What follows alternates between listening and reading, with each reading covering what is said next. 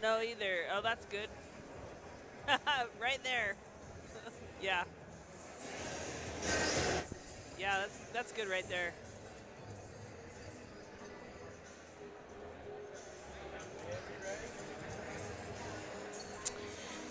Ladies and gentlemen, you are in the house tonight. It is August 4th, 2023. We are live amateur cage fight at Proving Grounds MMA.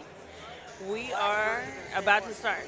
So make sure that you are getting your drinks, getting everything situated. I know, I'm warming up.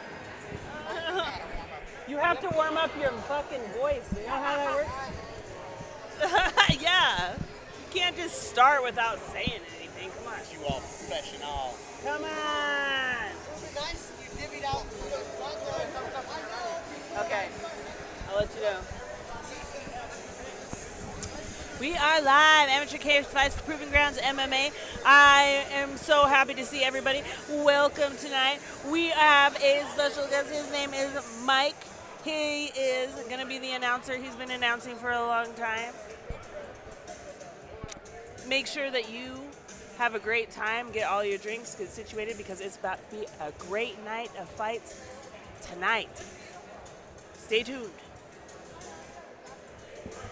I'm just warming up. He's like, we're not live right now. I'm just fucking talking. It's a good night of fights for a good cause tonight too. Warming up your voice. It's a good night for fights, all for sunshine. Yeah. You know. These fights tonight are dedicated to Chris Sunshine Lencioni. Make sure that you donate to his GoFundMe. It's on his IG and Facebook page. Just go to Chris Sunshine MMA. If you don't vote or donate for Chris, then I'll have to sing All for the Love of Sunshine by Hank Williams Jr. Country Boy Can Survive. Only reason why I know that is because it's Matthews, his walkout song.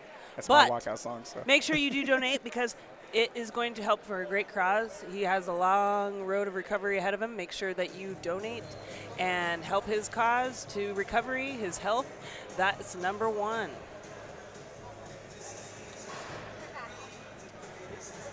Tonight we have a great lineup. We're going to start out with a light heavyweight bout. Then we're going to go to a 135 kickboxing match. Then we're going to go to a catchweight, which is between the flyweight and bantamweight, Ezequiel Cruz and Vincent Alsept. yeah, Colton Winkler is going to be an exciting little kickbox, because him and Shane both are rangy fighters, and Colton, he uses his jab to good effect to use his length and keep it on the outside, and Shane's a banger, so it's going to be a good one. Then later on in the evening, we're going to start with Ramon Pilarski, who is starting to come up in the ranks as a seasoned amateur, getting a lot of great coaching and great training, but he's going to be having his toughest test yet against Hunter Serrano. Then later on for the title, you're going to have Joshua Adams versus Mychal? Hutcherson? Yes, Mychal. And that is going to be for the main event title tonight, so make sure you stick around for that. Josh told me before the fight, Mychal Hutcherson was cutting down from 285 to 265. So holy shit! Bit of a cut. He's a big guy. That's a big motherfucker. I can't even tell the difference between 285 and 265, but for them, it's a big difference, because might change the difference in how they strike, how fast, their accuracy, how fast they react to things. So it could be a big difference in their game plan and how they fight. And a big guy, it'd be interesting to see how that 20-pound weight cut is done for him, because he's probably not doing the cardio that the smaller guys are. Alius Delarosa, who hopefully I'm saying that right, Elias. But new guy. I better look at some of this shit, because some of these names are new to me. Yeah, there's a bunch of new names on this card.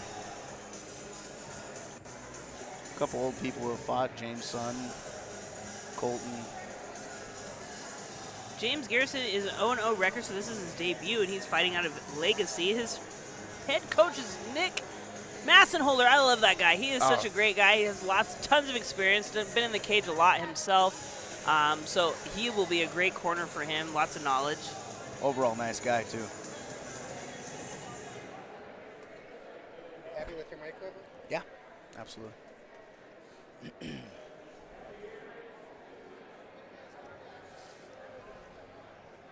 Where is Legacy located? That's a good question. I've never been there, but I think it's in Idaho somewhere. Okay.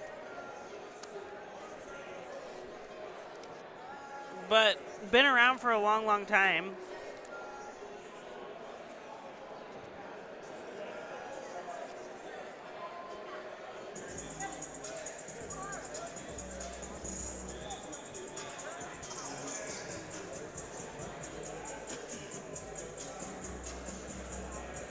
Gustavo Carthreeso, his main coach, his head coach has the same name as him. That's pretty interesting. He's fighting out of Siri BJJ, and he's from Eltopia, Washington. Lots of BJJ matches. So his background is BJJ, so he's going to bring a lot of different BJJ experience. A lot, you don't see that a lot in the amateurs, so maybe he's going for a submission tonight. We'll see some high-level grappling from him if he can utilize his striking into the, translate that into a takedown to utilize his BJJ more. That would be pretty interesting. He's got a tough opponent in Daeri Alderman. Season 10 of Tough. Wow, that's crazy. So he has some experience here. He tried out for the Tough season. I wonder how far he went in the season 10 of Tough. If he actually made it into the house, he had a couple of matches. If he won a fight in Tough, or if he didn't quite make it in, I'm not sure. That's very, very interesting. I'd like to maybe elaborate more on that. And that's going to be a jiu-jitsu match. Oh, I see. Okay. So we're not going to worry about MMA then.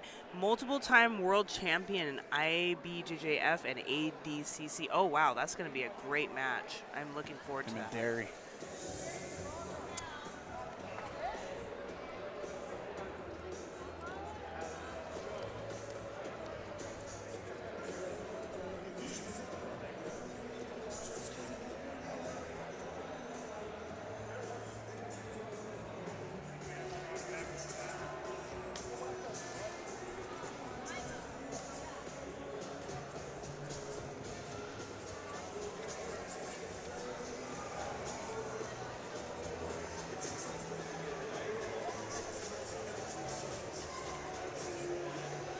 Boy, you better not be busting ass over here.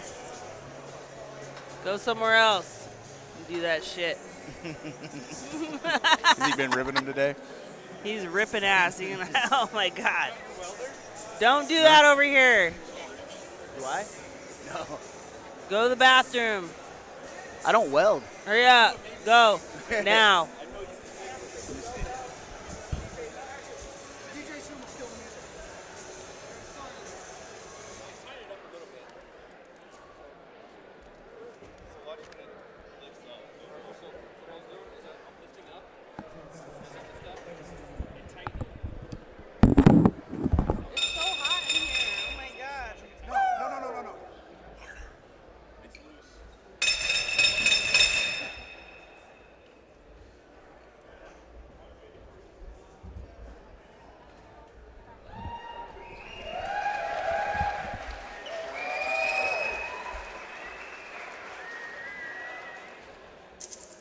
He's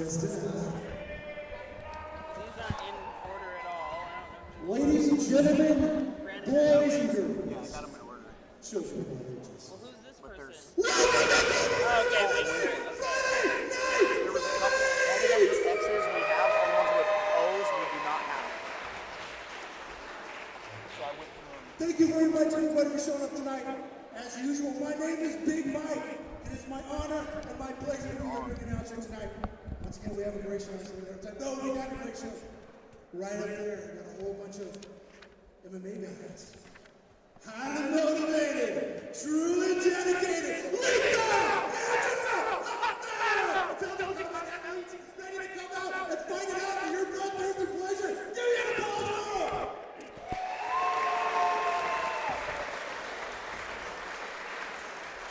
Like you guys already know.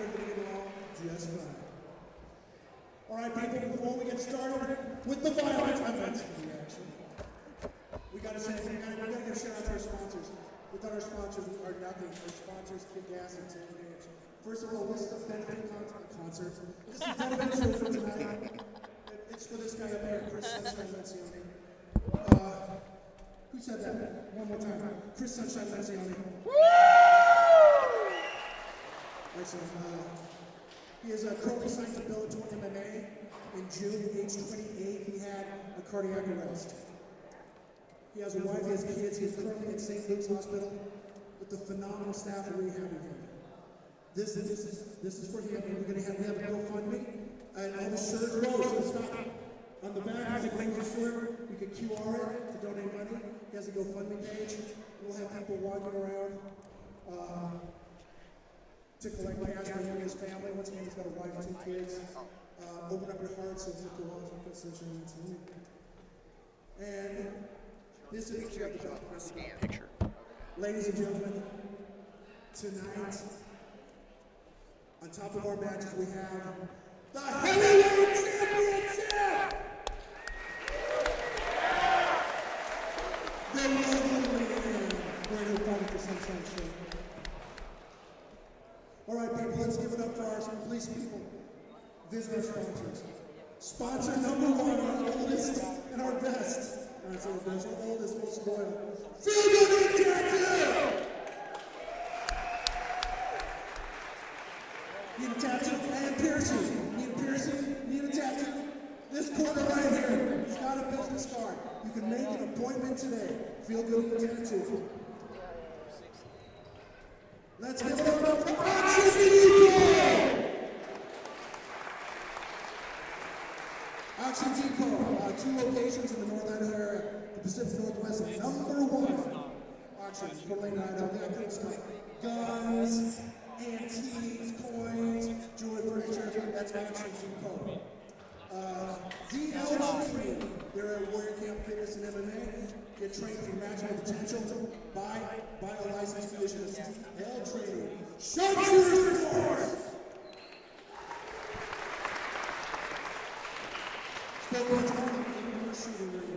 Check out Sharpshooter Sports.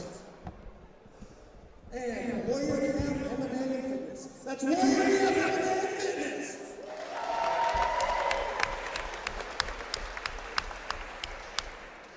We teach wrestling, Muay Thai, MMA, Brazilian Jiu-Jitsu.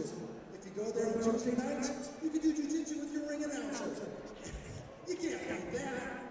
Train for fitness, train for fun. Warrior Camp Fitness and MMA. We're on East 27th Street. Now, the people who make it happen. Ladies and gentlemen, give a big round of applause for our official combat photographer evening.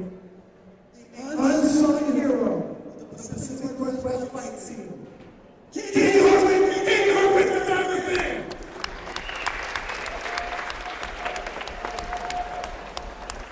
Our medical personnel, United States Navy, combat veteran, Kaine Brown! United States Army combat veteran, Joey Murray! Airborne, Civil System. Ladies and gentlemen, our judges for tonight, former professional Muay Thai kickboxer, Gabe, the world's greatest commentator, Terry Smith.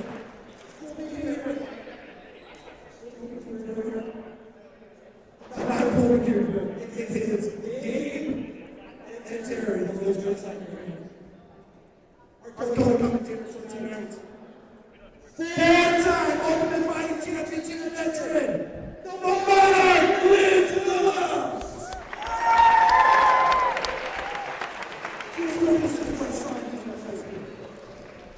Our details, DJ Sumo.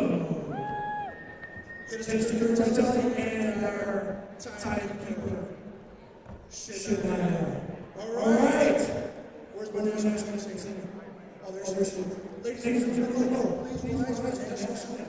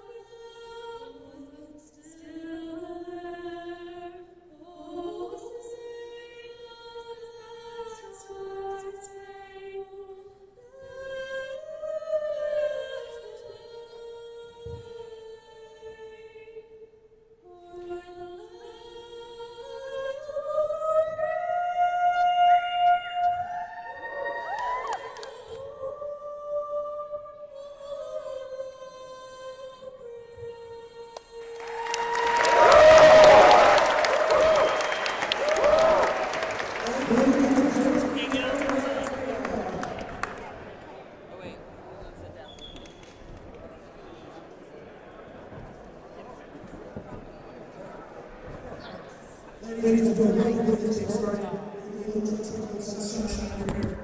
I will say sun, and I will say shine, okay?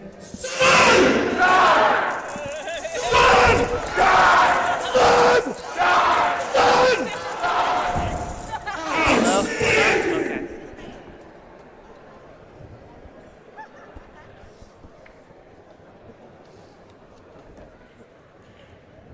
Let's get to the action. Ladies and gentlemen, this next action. DJ Jason, ready? Yeah. Ladies and gentlemen, let's get a big round. For the first match of the night. Let's get a big round of applause for Brandon Underwood! Welcome, ladies and gentlemen. We are live at Proving Grounds MMA tonight. We are happy to tell you about the first fight of the night. It is light heavyweight bout 205, Brandon Underwood. Yeah, this one is a rematch. They fought before, Brandon Underwood getting the victory, and Jonathan says he's ready to get the win back. Yeah, it's crazy because I haven't seen Jonathan Kelly a lot in the gym, but I know that he's been training. He's been going to different places. He's won a fight, even though he's lost a couple of them. But you know what? He still says that he's determined. He's still got the hunger, got the ambition to do this. So we'll see how he does against this independent fighter who doesn't really have a gym, just trains kind of just willingly, maybe at his house or maybe at different places, not really at an MMA gym. But he's 2-0, so he's doing pretty good for independent fighters who, in the history of MMA haven't really done that well. So it's actually interesting to see. So we'll see how this goes. Yeah, it's kind of interesting. He said that he's highly motivated, and he was the first fighter to show up today when we were setting up, so he seems like he's ready to go. Yeah, and he says he was interested in fighting back in 2022. I remember that because he was coming in. I trained with him a couple times. He seemed like he was motivated. He was really aggressive in the gym. So hopefully he can take that energy and translate it into the octagon and, show his love for the sport and show everybody what he's all about tonight.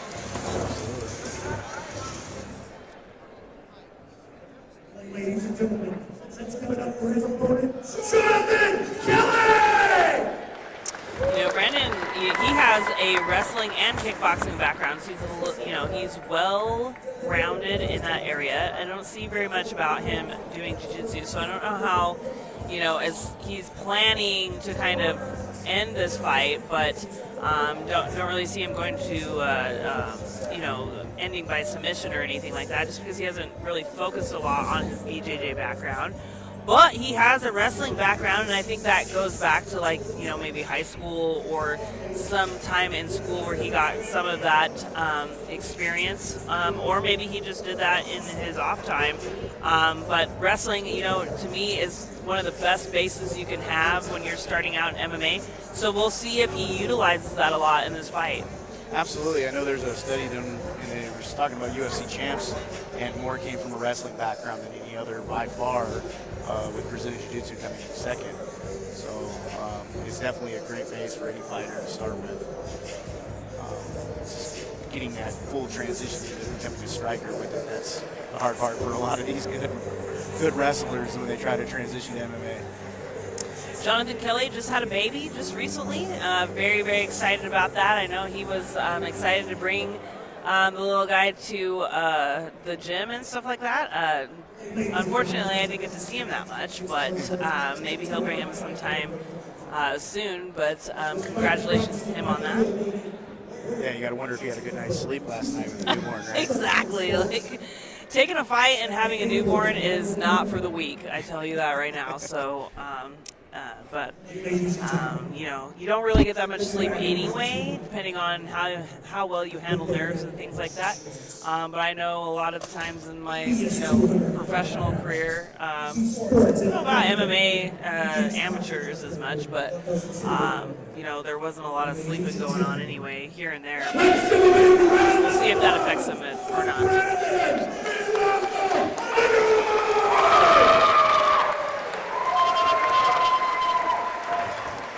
Brandon Ladies and gentlemen, his opponent to my right in the red corner. And Brandon Underwood looking very, very serious in the cage. He's all about business tonight. So you can see it all over his face. He is right at 10, 25 pounds, 26 years old. He's wearing the blue shorts with the red and the black trim.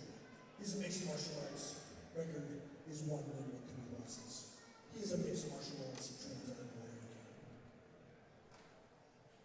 Warrior. Ladies and gentlemen, let's give a big round of applause for Jonathan, the Hawaiian Lightfoot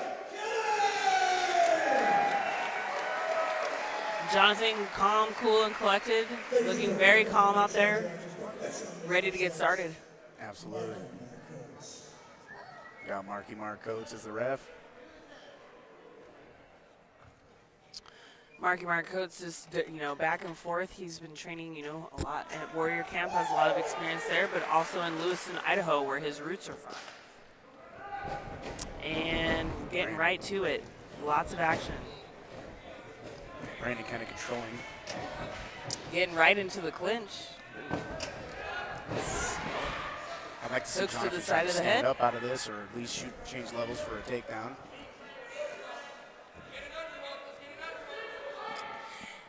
It's always kind of interesting at first because they always come out of the gate, really, really excited, which is awesome, lots of stuff, but it takes a couple minutes to kind of settle in. So we'll see if that happens.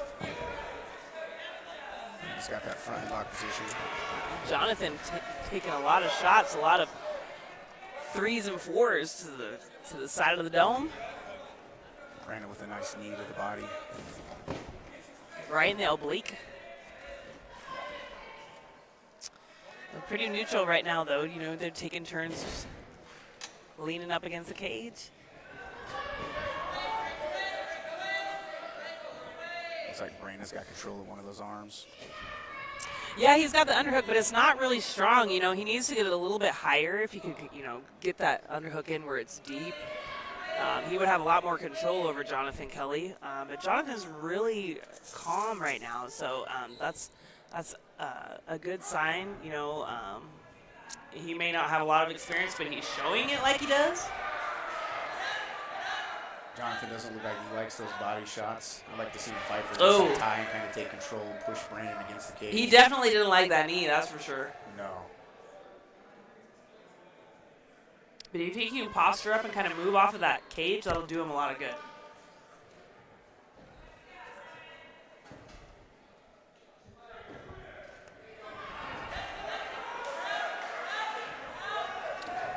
Jonathan with kind of I almost thought he was going to go, a head and arm. take his back right there so he could kind of do something from the back and utilize his wrestling a little bit more. Nice stuff by Jonathan. He's kind of a little to the side. If he can get up and kind of move up, oh, no, because he's on the bottom. If he could have, kind of executed that move a little bit better where he ended up on his back, he could, utilize a lot of good jiu-jitsu moves back there. Absolutely. Brandon slicing through from that half to try to... Not quite sure what it's over. I couldn't see what happened from here. Not quite sure what happened right there. He must have not been able to handle what was going on. My wife a little late on the old talk. Did he tap to that, or I'm not really I sure. couldn't see. I didn't see a tap from this angle, so... That's what happens when the amateur level, though, especially when you're not training a lot. Because I know for a fact that Jonathan Kelly wasn't training very much. So when you do all this work and then you end up on the bottom, that is a big difference, and it's hard to recover from that. Especially going against a guy who's 2-0. He was a 205 champ. So that dude has a lot of experience, and he doesn't give up. He don't give up.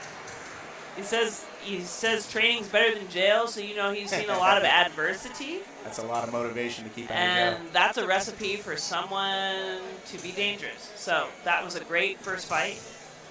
And on to our second fight, which is a kickboxing match at bantamweight, 135, Shane Mangis versus Colton Winkler. I know Shane's been working really hard and wants to get right back in there after competing before.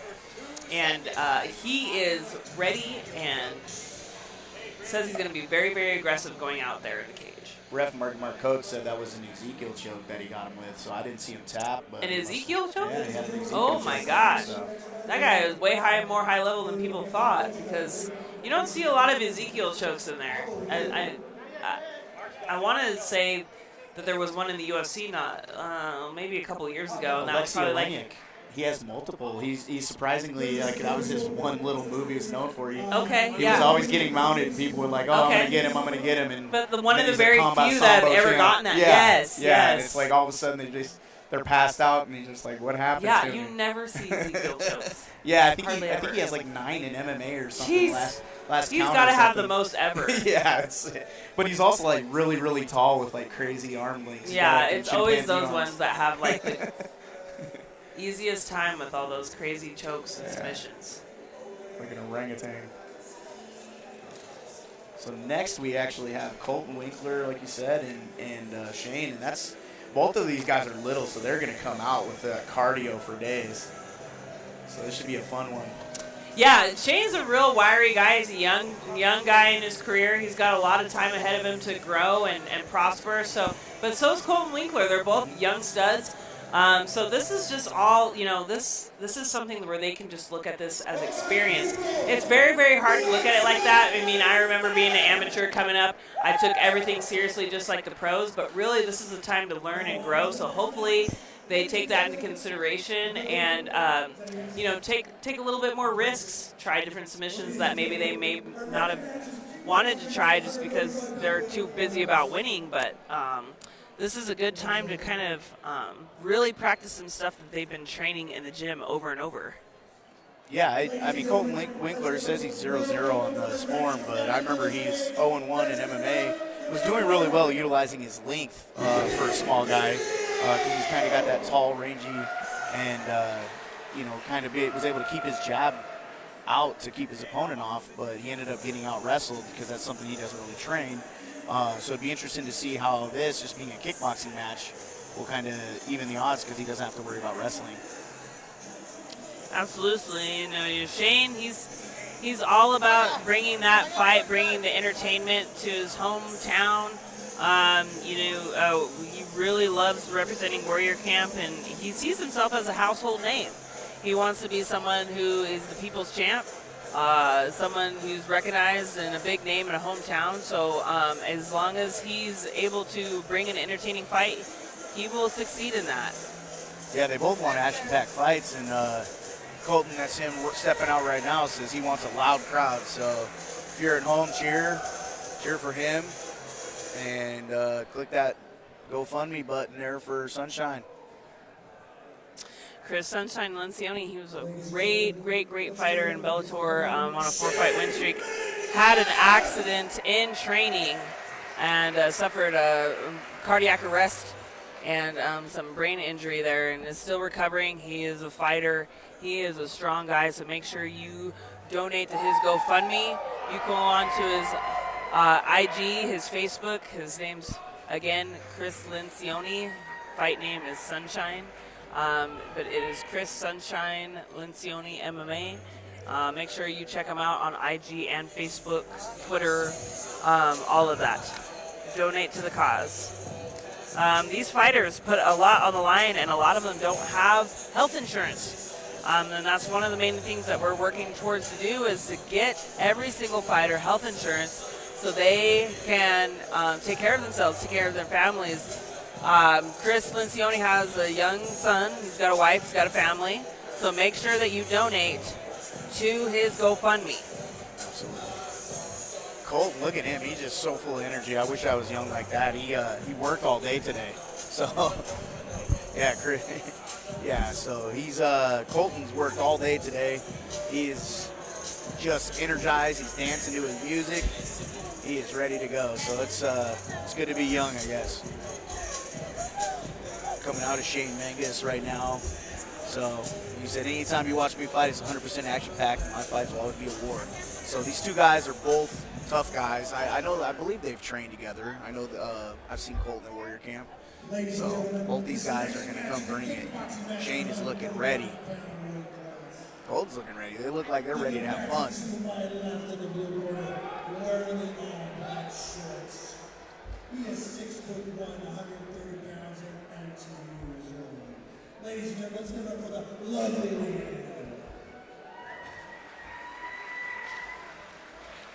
Why does she get more applause than her? He is a boxer and he represents Spokane boxing. Ladies and gentlemen, let's give a big round of applause for Colton. Colton Winkler fighting in Spokane boxing. Rick Welliver, he just had a heart attack this week, so shout out to him as well. He's a great coach and a great person. Also wearing black shorts with white orange trim.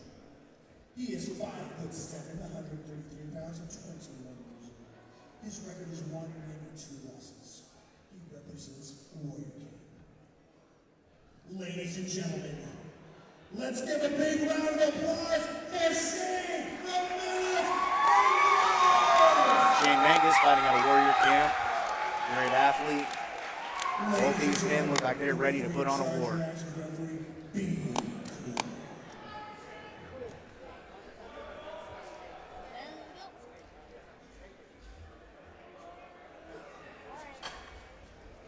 Referee Brandon Cool in there with these two gentlemen tonight.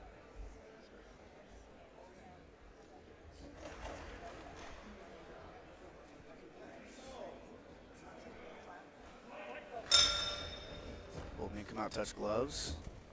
Shane's utilizing his footwork.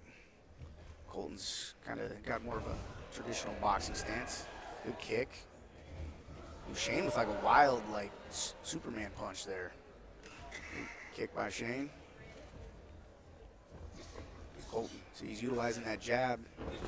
Ooh, good kick by Shane Mangis.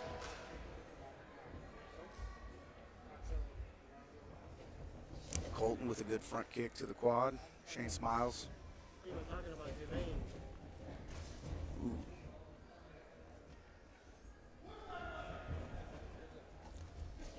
Colton's utilizing a really good jab, keeping him on the edge. Shane seems to be taking it. Shane with a front kick that misses. Ooh, nice body shot by Colton. Ooh. And in a clinch position against the cage.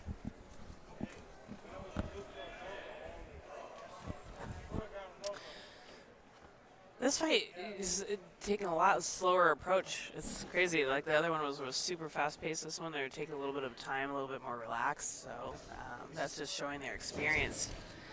Oh, wow. Took a pretty good That strong one on the 3-2 by Shane was crazy.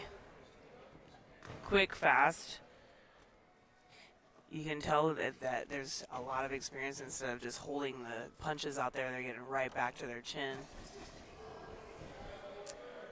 Great combinations by both fighters. Colton seems to have more of a traditional boxing style to his kickboxing. Absolutely. Not utilizing the kicks quite yet, but both of them just letting the combinations fly, so you can show that both of them are comfortable with the boxing. That 1-2 is so quick. These lighter weight classes are so fast with these combinations. Colton's utilizing his jab really well, too, to set it up. Absolutely. Both these men moving really well, stepping to the side. Nice low kicks, seeing some front kicks and some low kicks by Shane. So utilizing that kickboxing a little bit more, but you know, he's getting touched a little bit, so he's going to want to definitely, you know, it's smart of him to want to utilize the kicks more a little bit to throw his opponent off, especially when you feel like you're getting overwhelmed by combinations standing up. Absolutely. Colton with some good flurries, just strong 1-2s. Big, huge knee to this intersection, and smart by Shane to do that. Just getting tagged up a little bit. And that's round one for you right there. A lot of action-packed stuff going on. Multiple different angles of combinations. Great footwork in that first round. Breathing a little heavy, but not much. So still a lot of great action and aggressiveness coming in the second round. Yeah, you can see a lot of that boxing footwork from Spokane Boxing on Colton's side. You know, Rick's Absolutely. teaching him well, right? Yeah. Because, you know, Rick Relliver, he will let you know when you are messing up. So. And again, a shout out to him. He had a heart attack this week. So, yeah, absolutely. You know. Old guy's still hanging in there. He's a fighter. Oh, he ain't going to quit. I don't think there's a quit in him. No, absolutely not.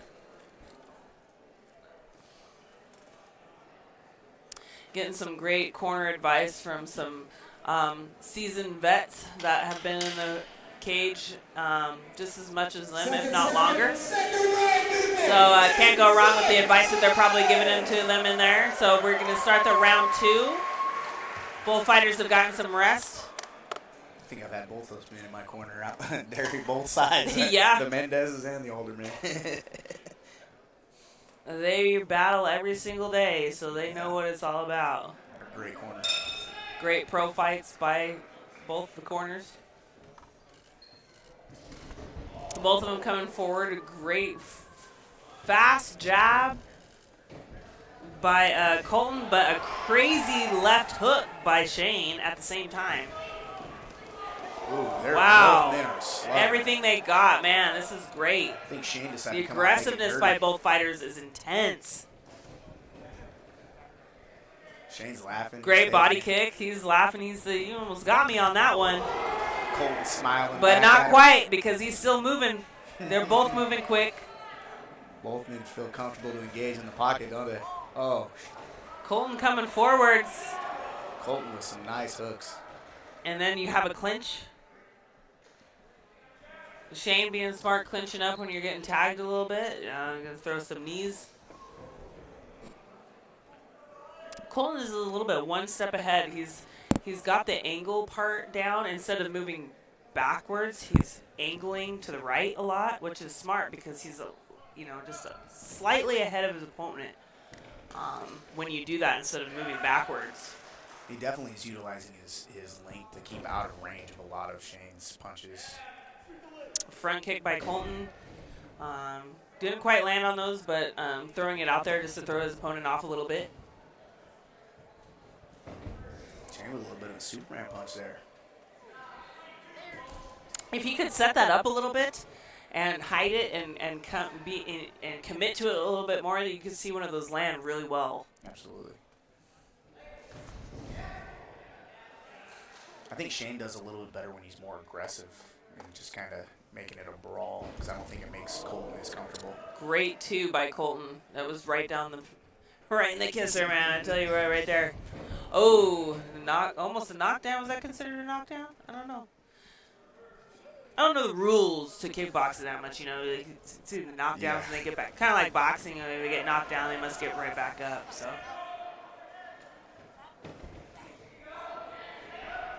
Colton's looking a lot faster. I'd like to see more. He is. He's super crisp. He gets right back to the center, and he's ready to go. Shane's not giving up, though. He is coming for it. Every time Colton gets in close, he wants to make it a brawl. Absolutely. But, when you're getting tagged with all of those, a lot of stand-up and stuff, that's when you want to start utilizing your kicks a lot more, because that throws people off. You're expecting them to have all these punches and combinations, but then when you throw up a knee right there, that's when it's going to make it count, hurt your opponent. And that's the end of round 2. Shane was looking a tiny little bit tired, but still hanging in there, still throwing punches, still engaging. So it's still a very, very competitive fight between both of these fighters, these young fighters. Yeah, these guys are going at a fast pace. They're both young, they're both small, so they got energy for days.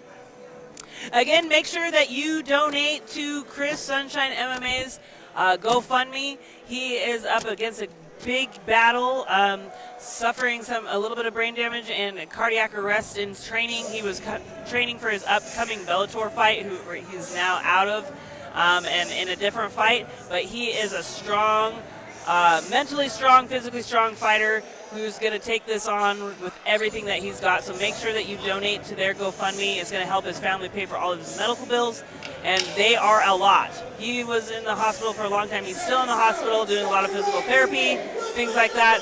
So make sure you go to his IG, his Facebook, Chris Sunshine MMA, and donate to the cause. Absolutely. Did we mention he's a great father? Amazing. On a 4-fight win streak right before this, which is just, you know, I hope he gets back to it soon because he was on a roll. Third round of this kickboxing match. Both fighters coming in. Yeah. A double jab cross by Colton. Now they're clinching up again. And he's throwing a lot. Shane's throwing a lot of knees this last round. And I think that might be what the difference is here. Like maybe you could get a stoppage. That was a great overhand right. Great overhand right into the clinch. And I think he should utilize this more just because Colton's got a little bit of a reach advantage, and I think that's why he's capitalizing a lot more on the strikes. But Shane's hanging in there really well.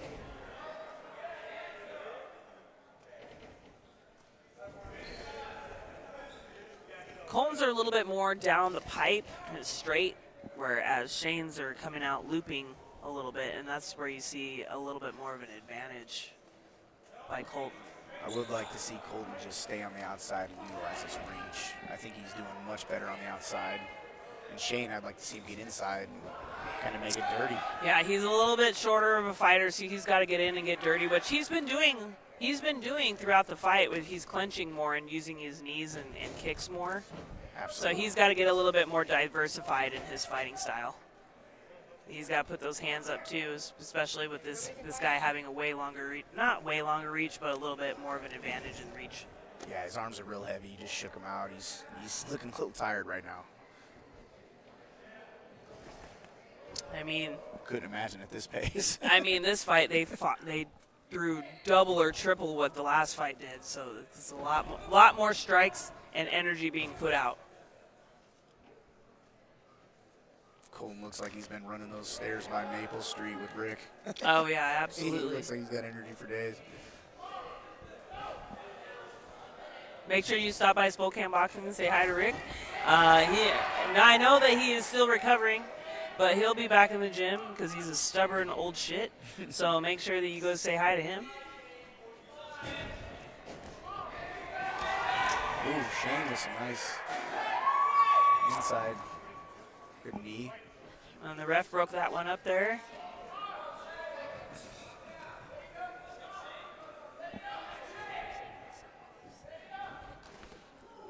Ooh, big strong right. That was a straight right and a body kick at the same time. I like to see Shane just switch it up a little bit more, like set up those kicks a little bit more and keep doing that. Because if you hide those kicks, the opponent has a hard time seeing those coming. You can land a head kick, land a great oblique kick. I kind of like how Colton uses his jab. He uses a really good jab. Yeah. And there you have it. It goes to decision, so we'll see what the judges score it as. Both these men look like they had a good time. Look like they could go for another round. Oh yeah, they definitely have more in the gas tank, which is great because you can tell that they're in shape. They were ready for this, and it's all about having fun in these amateurs. Absolutely.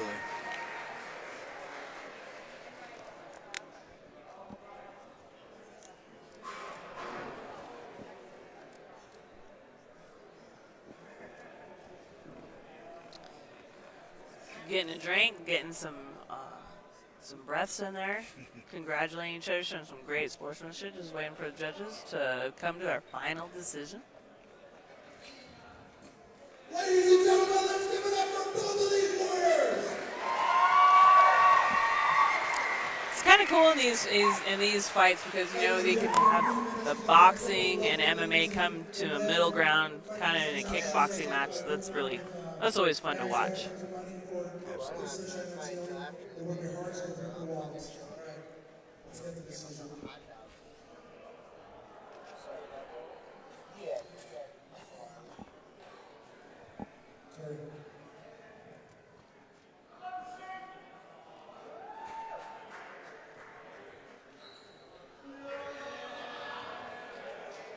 Once again, ladies and gentlemen, big round of applause for both of these warriors.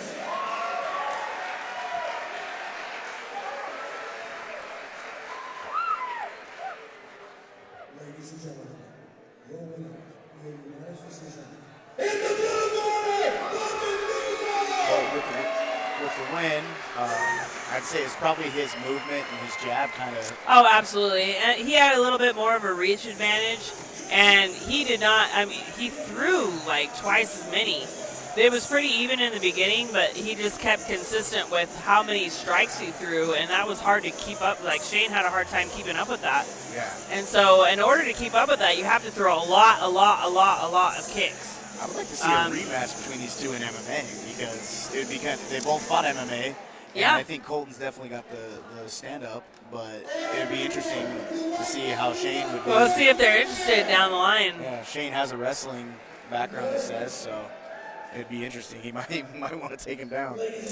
Yeah, and I think it's just all about getting experience anywhere they can, which is great. You know, getting experience where you're not necessarily experienced is awesome, and it exposes a lot of the things that you need to work on. So good for both of these fighters. It takes a lot of guts to do something like that. Yeah, step out of your comfort zone. Yeah.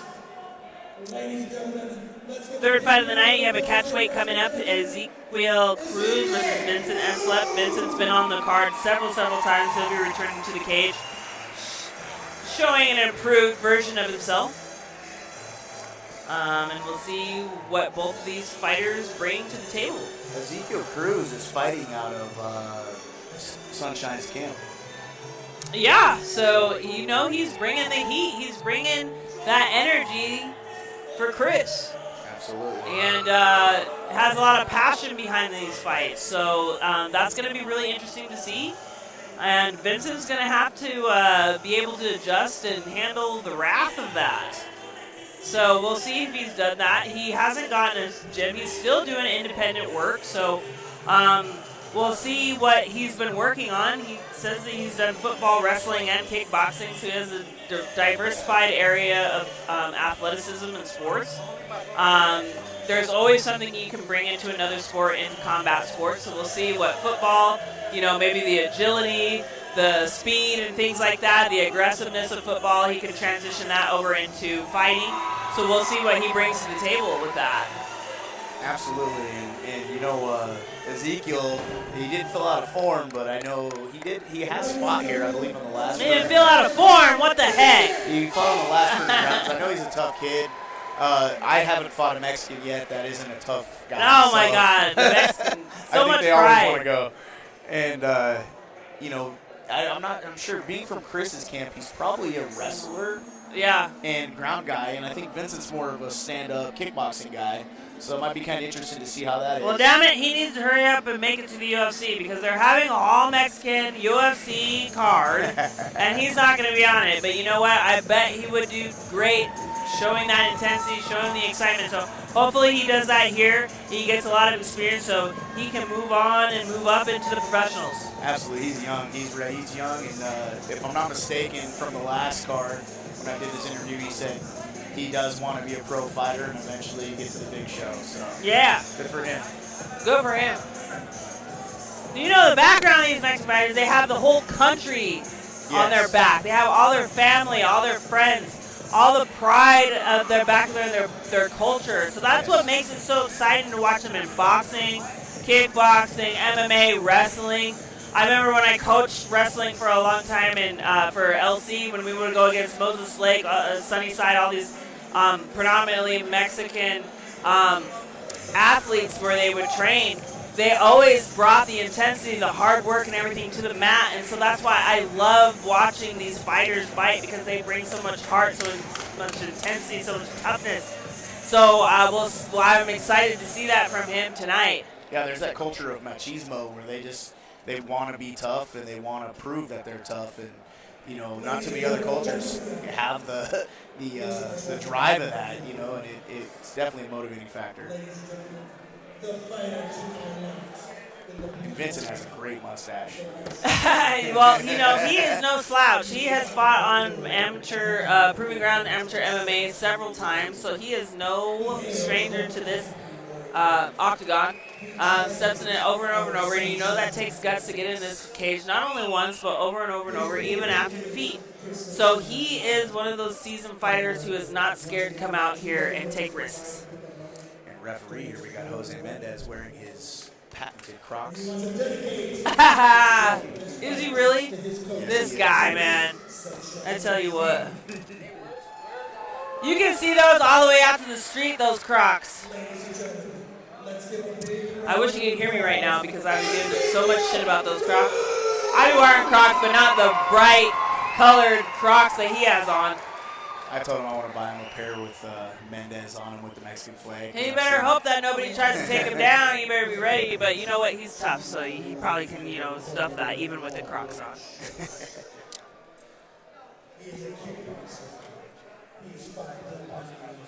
Both tall, lanky. Well, actually, no. Only one fighter is tall and lanky like the other ones, but we have the short, stout one. So this is kind of a cool matchup. The battle of two different body types. Ezequiel looks about 5'5", 5'6", maybe.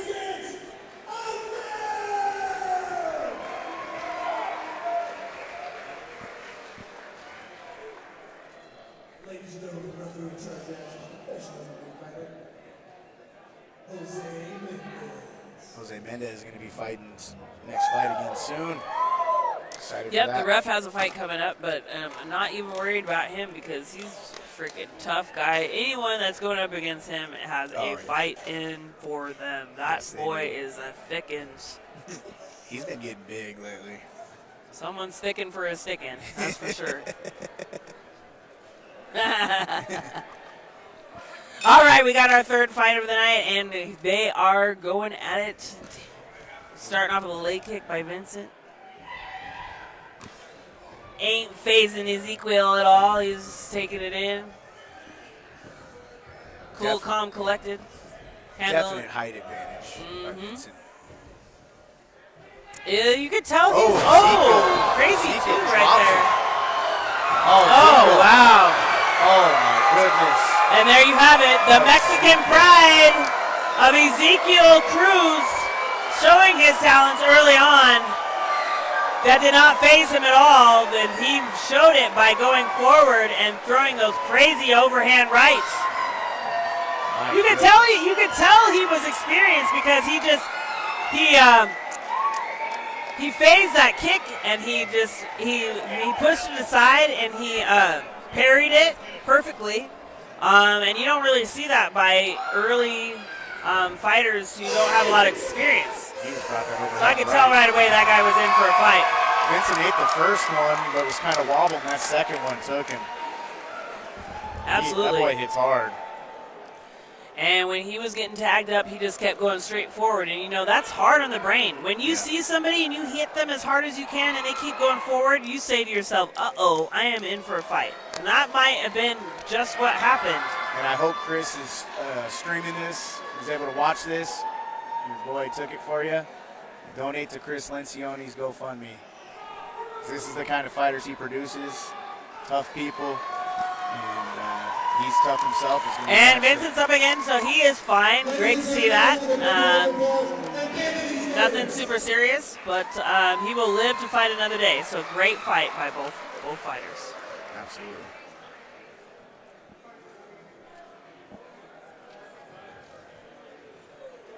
Ladies and gentlemen, your winner and student of Chris Lencioni. Ladies and gentlemen, let's give it up for Ezequiel!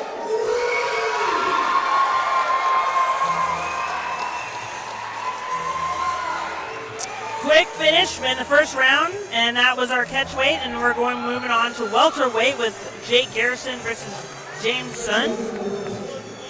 And we'll let these guys congratulate each other and get out of the cage real quick before we go on to our next fight.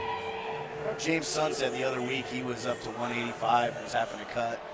So he had to push to get down there. I know he likes to eat like I wonder how much these guys are really, because especially for amateurs, like I remember my first amateur, like I'm weighed in my clothes, sopping wet, just weighed in at 145. I was fighting at my walk-around weight, which is crazy to think about now.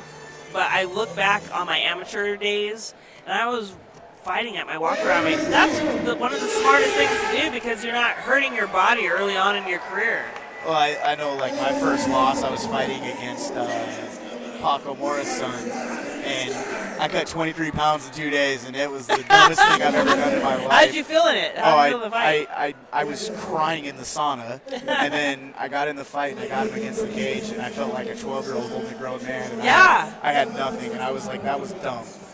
Lack of cardio makes a coward of us all, they say. But I've been in situations where I was tired. I cut down to a catch 130. I did a catch weight in my professional career. Yeah. Luckily, won that fight by decision. But it very well could have gone the way that I didn't want it to. So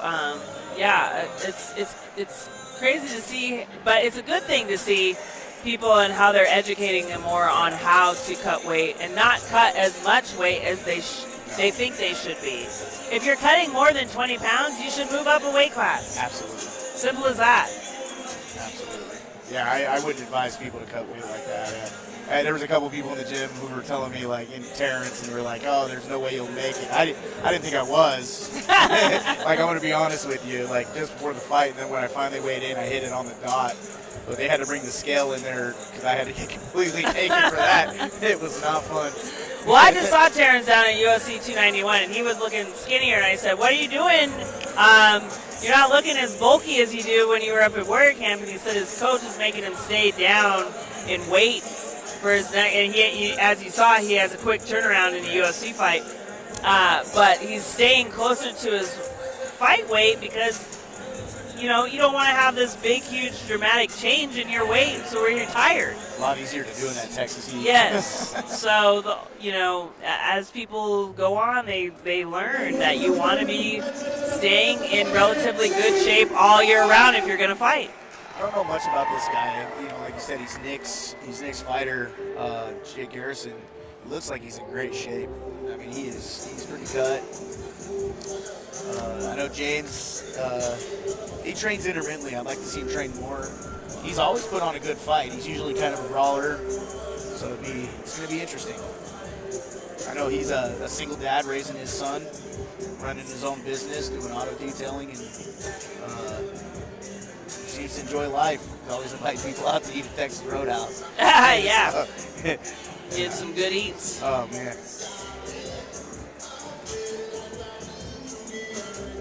Well, this is his debut, so he's going to be able to, hopefully he's gotten a lot of time to train. You don't have to train for years and years and years before you take your debut, but, it's good to have a little bit of time to develop your skill, to develop your jiu-jitsu game, to develop your striking. I always tell fighters that are coming up, focus a lot on your jiu-jitsu game first, then do some striking and stuff like that, and then get out there and fight. You can't wait forever to fight, but you can, get some good training in to where you're developing, your submission game, making sure your positioning's right, and along with the wrestling. So hopefully that's what he's been doing before getting in the cage. I would advise anybody to train. I think the only exceptions are people like Mychal or someone who come from a high level of wrestling. Yeah. And are like, I'm already a world champ, like I'm confident, then you just work on what you're missing and, your stand-up. Yeah. I think Yoel Romero was that way, because he was one of 3 people to beat Kel Sanderson. I do random shit always. So that's one of the greatest college wrestlers of all time. Yeah. And it's great to have that base, and then I tell people you can wait even less amount of time to get in the cage because you have a base. And I think when you're that high level, like, it's easy to transition because you know how to train your body. Especially it depends on how athletic you are, too. If you're a crazy, freak, athletic person. Yoel Romero or something. Yeah. Then just get in there, And you're a tough Cuban, so it's like, you're going to learn to box quick. Yeah. There's levels to this shit, That's a scary man.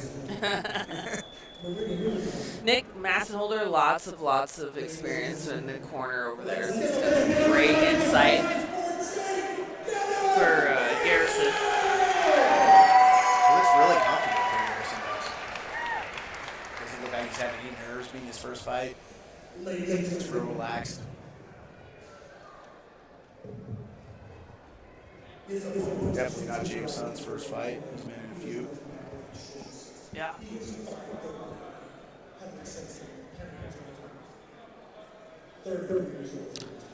Getting into the first round of our fourth fight of the night. Make sure that you donate to Chris Sunshine MMA. On IG you can find him, and Facebook.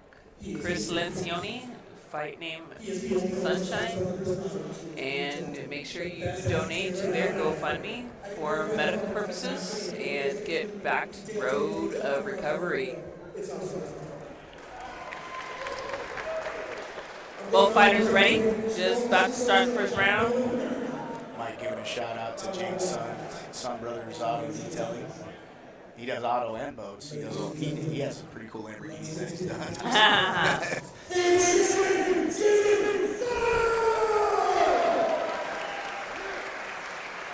He said a single dad working hard for his boy too.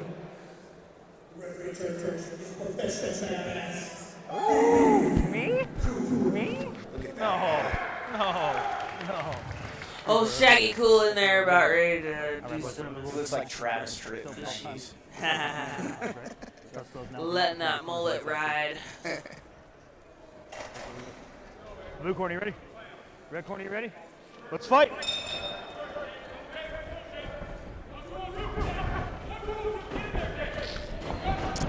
These are the heavier boys, so they got a lot more heat packing behind those punches. And that reminded me of Matt Hughes versus the Trip dude. Trig. Yes. Trig, yes. Ooh, take Garrison. Oh my God, in the back of the head. Time. Those are all back of the head. Break. What in the world? Did you Stop not it. go to the fighter meeting or what? Neutral corner. Neutral. Hey, over here. That is definitely Over here. illegal, what he was doing there. Hey, every one of those. No, we're not. Don't know. Every one of those was back of the head. Every one of those. I know it's your first fight. Yeah. My bad. It's okay. It's on you. 5 minutes. All back of the head. Those are probably one of the worst punches to the back of the head I've probably seen in a while. So good thing that the ref stopped it and kind of educated the fighter a little bit. Definitely want to watch that. James is pointing at the dock, so hopefully this isn't the end. I hate to see this qualification. Yeah. It's like when it gets to a certain point, you wonder what do you do when you have a situation like that? And it's like you don't want to end it because it ended like that, but all you can do is if they ended up James was looking pretty finishing good until that takedown. So if I would hit him, yeah. I'd want to continue. I'd like to take. Yeah. You get 5 minutes. Am I correct? So it's like take your. He looks fine, so looks fine. I would hopefully take my they're just time. giving him some time to recover Absolutely, I'd love to see him take time to and recover. maybe take some points away from the other fighter. But it is an amateur fight, so I'm not sure how they deal with that. I'm hoping that he doesn't. What? It's a warning right now, but it's good. It might be in his head right It'll now. probably turn into a I'd no hate to see contest. him If James doesn't stop, continue, I think we're he gonna can go no continue. contest. If anything, that would Rule just that piss me anybody. off, so hopefully they did the same to him. It's a He debut. was I gotta putting give his the one hands warning. back there, so Yep. majority of the impact was on his gloves. Still felt it, but I think he's good. Yep. You got one where we at in time. Yep. About 3 left. Okay.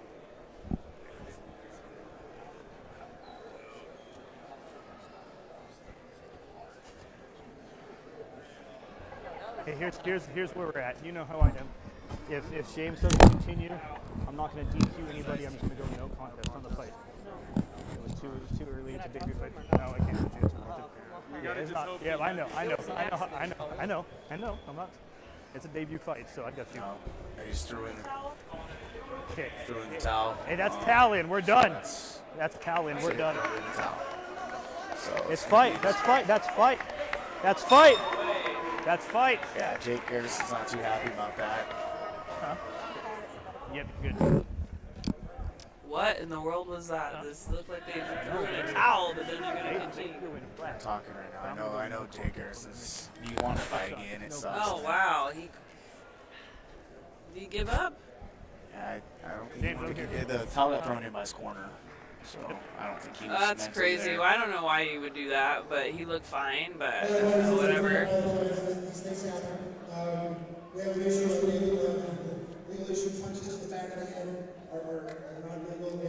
Court did throw them in the line. I get throwing in the towel and saving somebody, but you know, I don't think those punches really did a lot of damage, so the fighter definitely could have kept She going. stopped the medical Just a no before anyway, contest, I so believe, correct? she wasn't on that one before anyway, so we're good.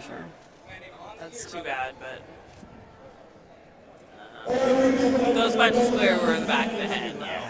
So he's got to get a little bit more educated on what is okay and what's not okay in MMA, because you know it's fighting, but there's still rules to it. Yeah, it was his first fight. I think he probably let the excitement get to him.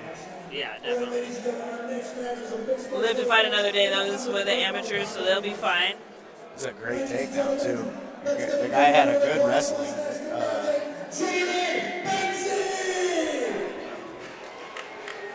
Jordan Benzie. A lot of bantamweight fights tonight, so Jordan Benzie's up for the next.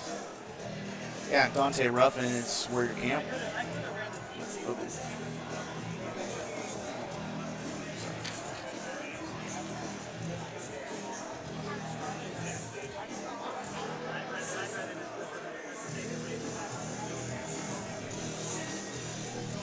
Deontae, I've sparred with Deontae actually, I believe. He's at Eastern Washington University student who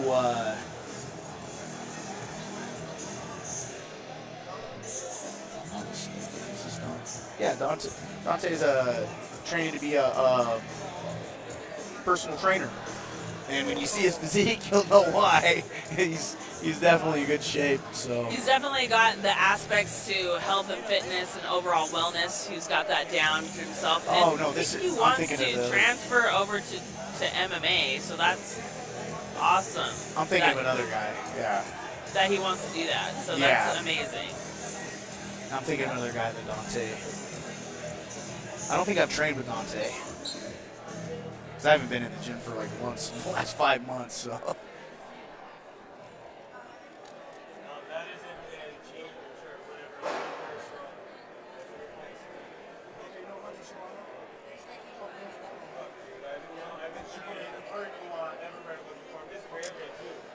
Jordan Benzie is a new up-and-coming fighter, though, but he doesn't have a lot of experience either, and says that he wants to try new things. So this is MMA is definitely a new, challenging thing for him. So that is amazing on his part, stepping in and doing something new.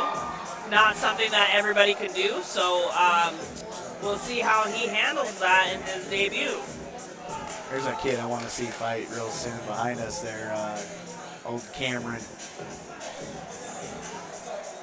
He definitely was somebody that I was training with a little bit, but he's an independent fighter, so, you know, kind of stepping to the beat of his own drum and his training. So we'll see how that transitions here in the cage to, you know, kind of a backyard style of training.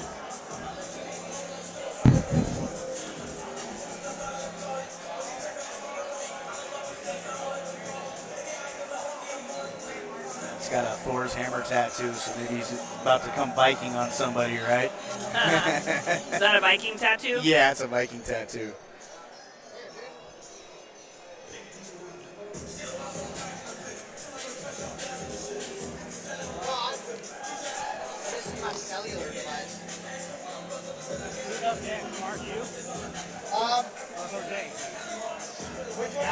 I got this one.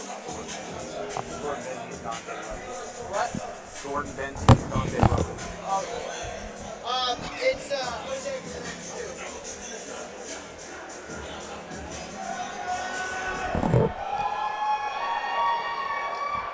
And we got Deontae Ruffin, who I think his brother trains up at BoxFit. That sounds really familiar. I could be wrong about that, but if so, great freakish athletic ability and genes. He's from Maryland. Jordan Benzie's going to have a fight in for him. Yeah, he is a physical specimen there. Deontae is. And he has a Muay Thai and MMA background for a year in Maryland. So he's 0-1. It's really hard to tell with these fighters, though, with their background. sometimes records don't tell the whole story Yes. on paper, so he might have had a really tough fight wherever he had it before, so we'll see how that translates over here and how he handles that loss and what he can do to get that first win here in his amateur career. He trains out of the way. Ladies and gentlemen, let's give a big round of applause. Both fighters looking really intense.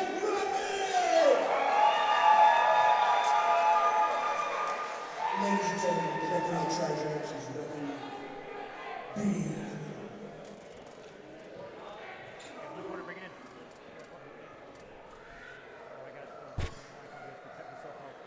Ready to cool out there. Giving them the rundown before they start. Are you ready? You got Ruffin in red and Benzie in blue. Benzie's starting off strong, but I had a feeling that Ruffin would be able to handle that just fine. He's an awkward slapping style. He's utilizing that grappling very well. Deontae with full mount. He used his own momentum against him to take him down, which is freaking just a crazy high IQ by Ruffin. Jordan getting her back. He's going for that rear naked choke, getting his hooks in, and going for that far side right leg to take him down. That was a very, very high level move. He's looking crisp and sharp here, like he knows what he's doing. Absolutely. Hammer fist from side control, taking the back, Like to see getting Jordan use one leg in. defense to stand up. And he's got the rear naked choke. Easy night for Ruffin. Taps. Excellent execution by Ruffin. You know, he was smart because he weathered the storm when he was getting bum rushed by Benzie, but he was smart and he took the back of him and just kind of used him rushing forward to take him down and then do whatever he wanted from the ground. Because I knew he was going to be way more experienced in the grappling department than Benzie, so that was smart. Deontae looked really slick with his transition too when he did that like roll through the ankle to transition back to mount. Like it was pretty slick little That was move excellent. there. Very, very high level for the amateur Yes. level. Looked very sharp. Deontae Ruffin, I'm sure we'll do that in here more and more.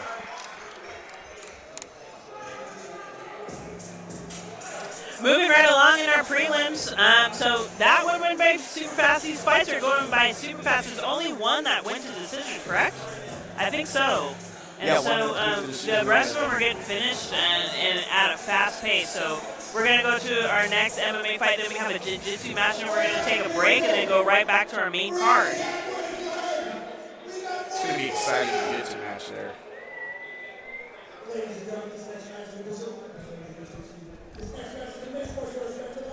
So this one's going to be at a lightweight, and the first lightweight match of the night.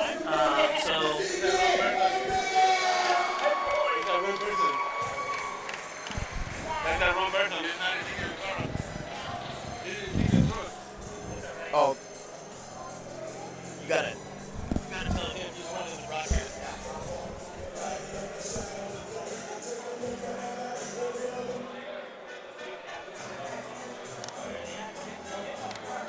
Dad wants a picture of his son up there. Yeah, no, I was like, what? I can't hear you. He said that's not Ezequiel. You said that was not what? That wasn't Ezequiel that they were showing on screen. I'm like, what? Well, I'm like, well, I don't run shit, so I don't even know, dude. I couldn't even hear him, so I don't know. I'm like, yeah, he looks great.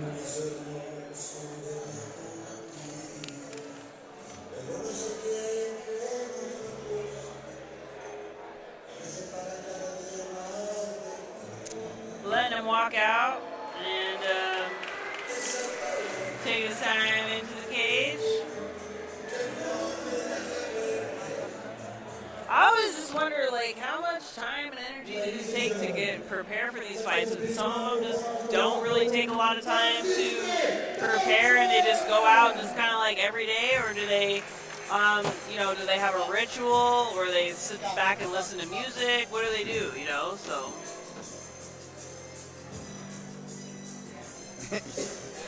Got you too, Matthew. I've been brassing and laughing so long that they got the originals coming out. I almost thought about walking up to this song. Great song. Old school right here. Francisco. I feel like I'm back in elementary school. He didn't do one. See, he didn't do one. What the heck, man? It's okay.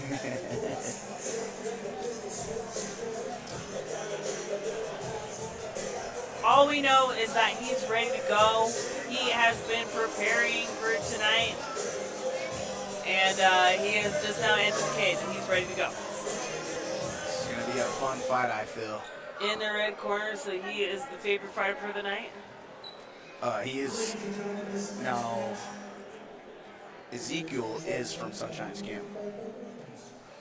Ladies and gentlemen, the gladiator to my left in the blue corner, wearing the black shorts with white Sunshine athletics training. He is 155 pounds, 5'6", 17 years old. He has an undefeated and the near record of 1 win and 1 loss. He hails from Canby, Oregon.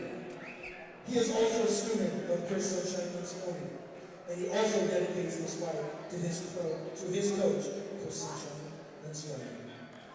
Ladies and gentlemen, let's give a big round of applause for Ezequiel.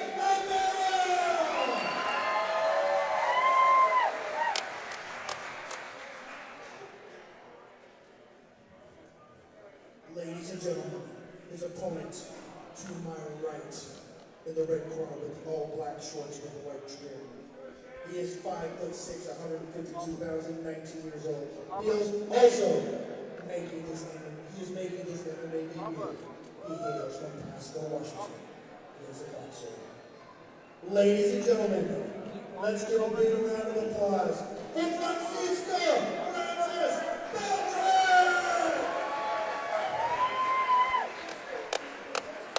Two Mexican fighters who are eager. It should be a war. That's at least what I'm hoping for as a fan, right? Oh, yeah. Shout out to Sunshine's team. Hope you're watching. Ready? Fight!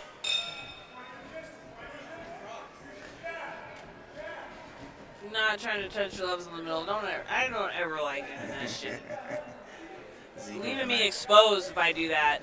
There's a couple knockouts online. Yeah, I don't do that shit. Nice. That was like a hidden left hook. Didn't see that coming, but quick. And right back to the face guarding. He's utilizing some leg kicks because looks like Francisco. But the other guy, he's in the red corner for a reason. You're in the red corner, that means your favorite fighter.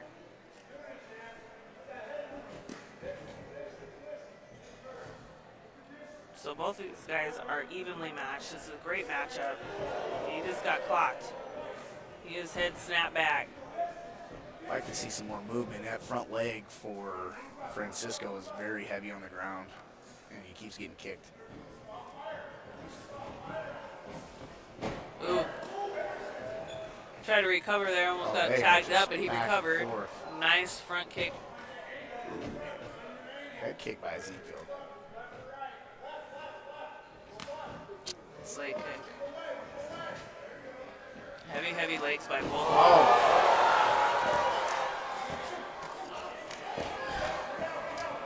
Ezequiel. Good job by the ref letting him go. That was great. He was recovered from that.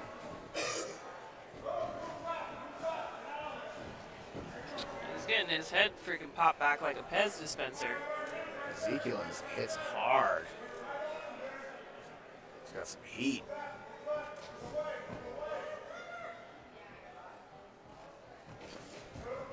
He sets it up nice with that kick, too. It's going to be hard to recover from those. He's already like fading a little bit, but still hanging in there. He's got some blood spraying from that nose, too, so.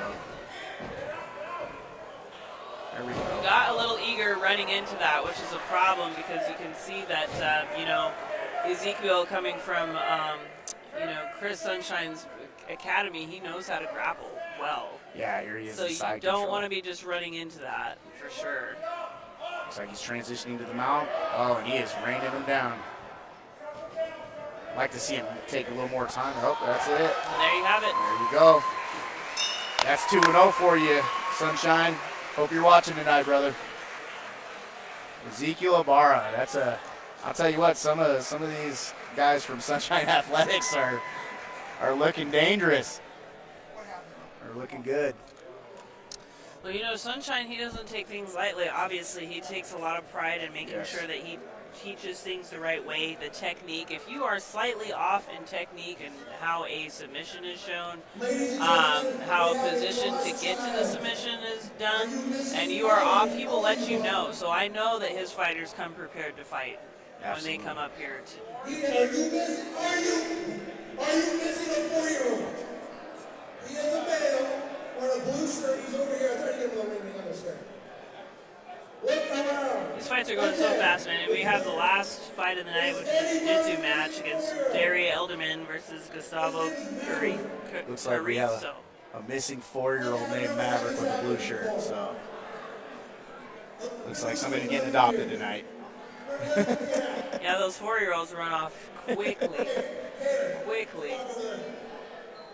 I think I know whose kid that is. Turn your head down, balls in this direction. Oh, we got him? Okay. That's hilarious. It's Brandon Cool's kid. It's our referee's kid. Looking like Travis Tritt singing, "Here's a quarter, call someone who cares." Yep. Ladies and gentlemen, See your Ezequiel. winner, out of the blue corner, See Ezequiel wearing that biggest fight yet. Chris Sunshine Lencioni. If you haven't donated yet, look him up on Instagram and Facebook. Chris Sunshine Lencioni, Bellator veteran, great father, great fighter. Had a cardiac arrest during his training for his latest fight, and is pushing through. He is about to beat his biggest fight yet, and he needs all the help you can get. So go look up his GoFundMe. I'm sure the QR code will be displayed, and you can see it throughout the fight. So.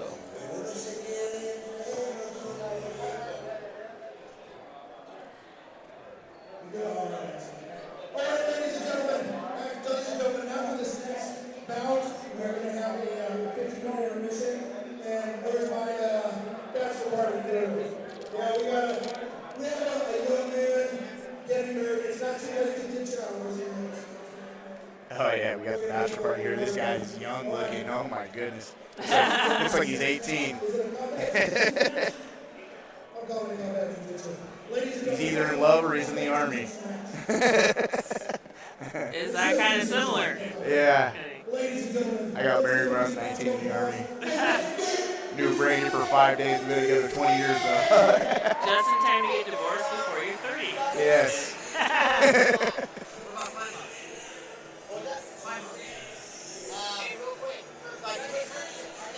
All right, this one's going to be fun. This is Gustavo and Daeri. So Gustavo is... Oh, man, I feel bad for anyone going up against Daeri. And I hate I to know. be biased on here because I'm commentating, but man, oh man, Daeri's just in the gym all the time just training. This guy's a multiple-time world champion, though. So, I mean, Daeri's definitely picking not an easy target. But then again, Daeri, I mean, if you look at this guy's physique and Daeri's physique, I know physique doesn't mean anything, but Daeri's definitely going to be the more toned, conditioned person, definitely. But it's going to be interesting. ladies and gentlemen, let's give it up for You don't become a world champ for nothing.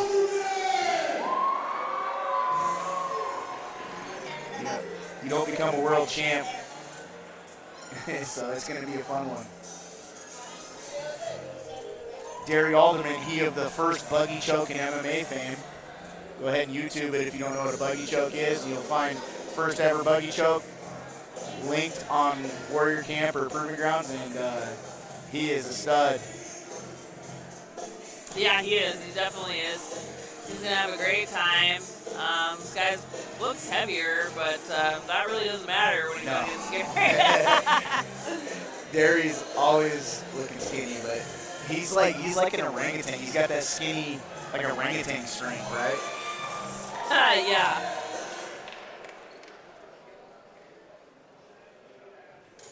And he's got a mullet now.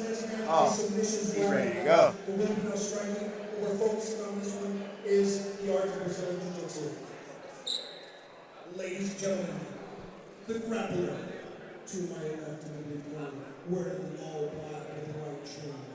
He is 5'6", 197 pounds, and 27 years old.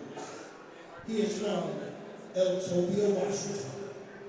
He is a Brazilian Jiu-Jitsu purple belt with Syrian Brazilian Jiu-Jitsu. Ladies and gentlemen, let's give a big round of applause for Gustavo and Delarosa!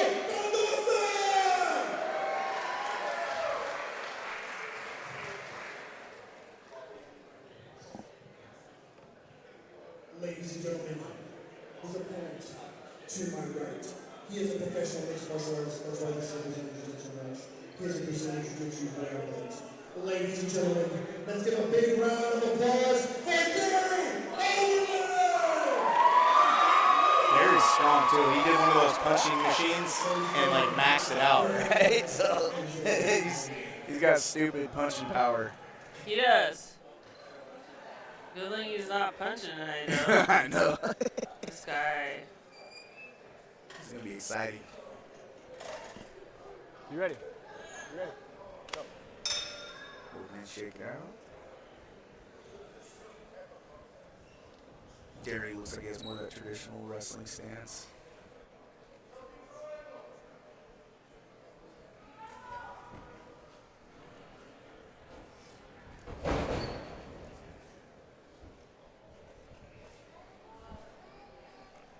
Gustavo was practicing some level changes, so he might have a little wrestling style himself.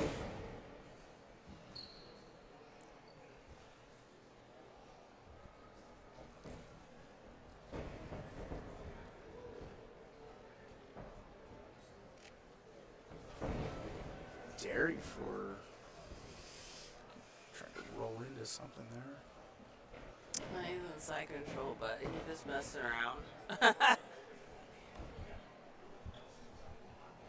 Just taking his time, just moving. He's got neon belly. That's smart by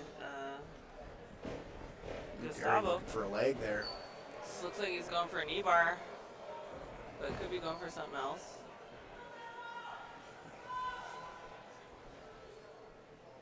It's a great matchup. Good competition so far, but Big Gustavo. size difference though too. Yeah, absolutely. Gustavo keeps on being able to be in side control, which is smart. He's in a winning position right here. It looks like he's trying to isolate that arm. But Daeri's smart, throwing up the legs, trying to counter, not letting him do anything like there, like try to isolate that arm to get an arm bar. S gripping that single leg. That's smart.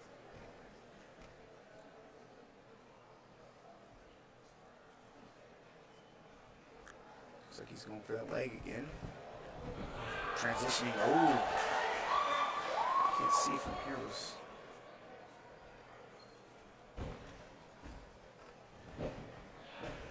Oh man, he is so good at leg locks. So I feel like if he gets stuck in this leg lock, it's not going to be good for his opponent. Definitely tapped out to some of Daeri's leg locks. Looks like he's trying to isolate that ankle, but he's got something himself. Looks like we have Gustavo has got a battle here. Is that a calf slicer?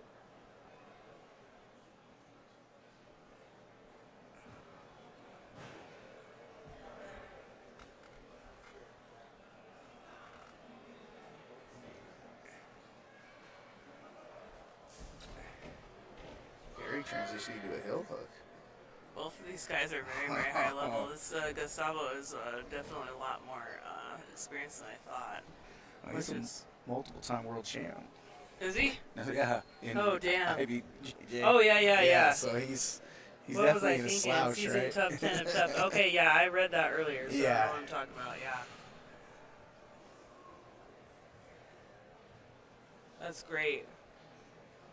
Great for Daeri to take on people like that too, because he's definitely right up there in the competition. Oh, absolutely. I mean, anybody that's done ADCC is very, very experienced.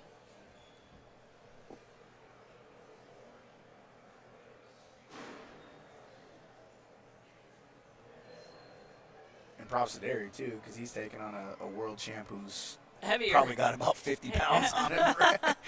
At least 20. Yeah. It's gotta be. Well, yeah, because Daeri isn't cut. I don't know what I'm thinking. You know, Daeri stays in great shape, though. You know, he's always in the gym. He's always there, even when people aren't in there. He's, you know, on a Sunday in the afternoon, he's there. Gustavo has the head locked in. He's pulling out like a neck crank on Daeri. Oh, wow. Did he tap to that? Did he tap? I I think he did. Yeah, I think he did. I think his elbow popped. Yeah, his elbow popped. Wow. Oh, shit. What a stud. Yeah, he had that arm cranked around with his leg as he had like the neck crank. That was amazing. Yeah, it was amazing. It was, that was more of like a neck crank or something like that, but Yeah. I don't even know what that But was. he had the arm cranked back with his leg too, so it was that almost, hurt his arm? it Oh, was it almost popped like his an arm. Americana type style with his Okay. leg. Like it was pretty tricky. I don't know what you'd call that. Yeah. Being a white belt, I'm not too proficient in that. Right, yeah. So, but I do know what it feels like to get your arm popped out in an arm bar. It's not fun. Yeah. Jeez. Yeah, it's not. It looks like it hurt.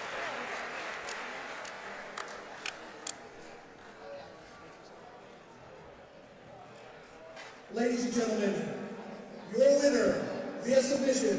Damas y caballeros, su ganador,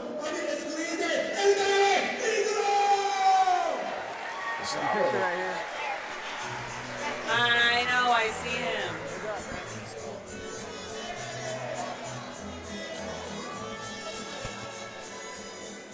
I think now is the Ambassador Party Crew. In about 10 minutes, let's find you over here. All right, 15-minute intermission. Our coming next will be the heavyweights.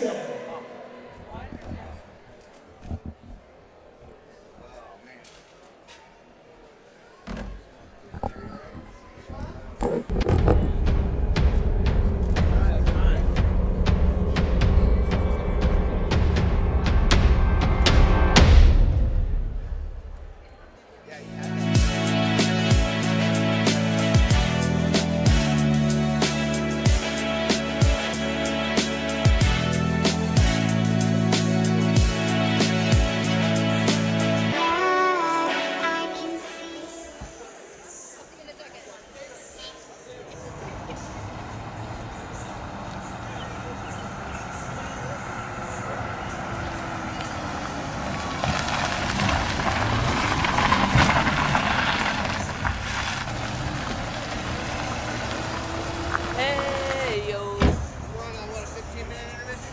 Yeah. Getting off work. Yeah. Want to go to the boat? What's that? That boat? I work for a small business, so I was a little worried at first that people wouldn't be doing things. Fortunately, my work kind of is necessary at this point. So I've been working, doing pretty much just about everything as normal. Still working my full hours, still getting workouts whenever I can. We did a lot of underground training and stuff during the summertime, and working on a lot of footwork and movement. That was it affected me in some good ways for the most part, because the bad ways that it's affected some people, it never really did. My job, I still had it. My family's all good. Whatever. City. I don't know what that is. Is that recorded right now? You drink Cuban coffee. How you don't know y'all drink Cuban coffee? Paulo doesn't drink coffee. I do. Small coffee like this. Okay. Cafecito. Alright, let me go see if Andre did the shit right. What time is it right now? I don't. Yeah, let's go see someone. Let's go see Andre. Andre, how much I bet Andre's in the sauna right now. Probably get down to 155. I have a question for you. What paperwork did your doctor fill out? With this doctor, did he do a full exam on you? Yeah. You need a physical. No worries. I mean,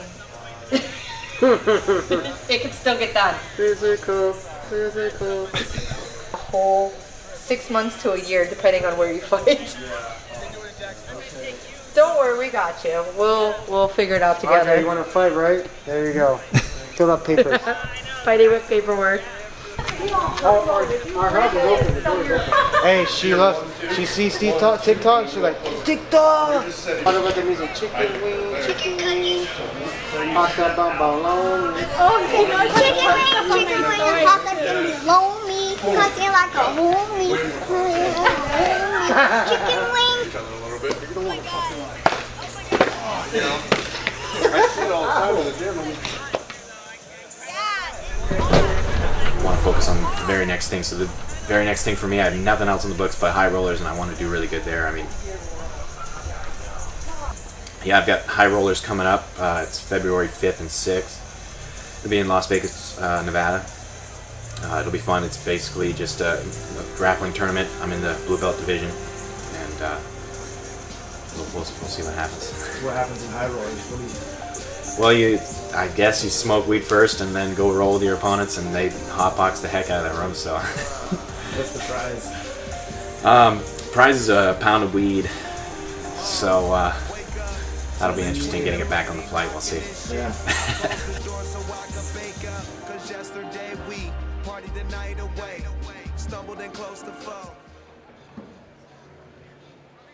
As much skill as I have, when you get in there, you're only using a certain portion of it. So if I can pressure them and keep the pace on, I think that I can outlast just about anybody. Looking at the pools. Okay, you can see the new stadium from here. The whole thing. Thing's huge. Mikey, you have 2 days that we hope you're going to be jam-packed and busy. So today's the day if you want to do anything. Well, tomorrow it's basically all morning anyway, so we'll probably have the afternoon. Not if you keep winning. No, Who's calling? What's up, Josh? What's going on, boy? Hey, I just saw that you were flying out, so I was wondering if you was teaching MMA. Daniel Swain. Can I talk? Oh. They get the sun a lot longer than Wow. You got directions for where we're going to eat? You in the heart attack grill? Do whatever. I'm going where you're going. Wow. Hey guys, what do you think about my hair? Be honest. I watched your fight. Not impressed with your performance. Oh, who's he calling out? Matt Hughes, I think. Yeah. How do I look, guys? For the best or for the worst? Be honest.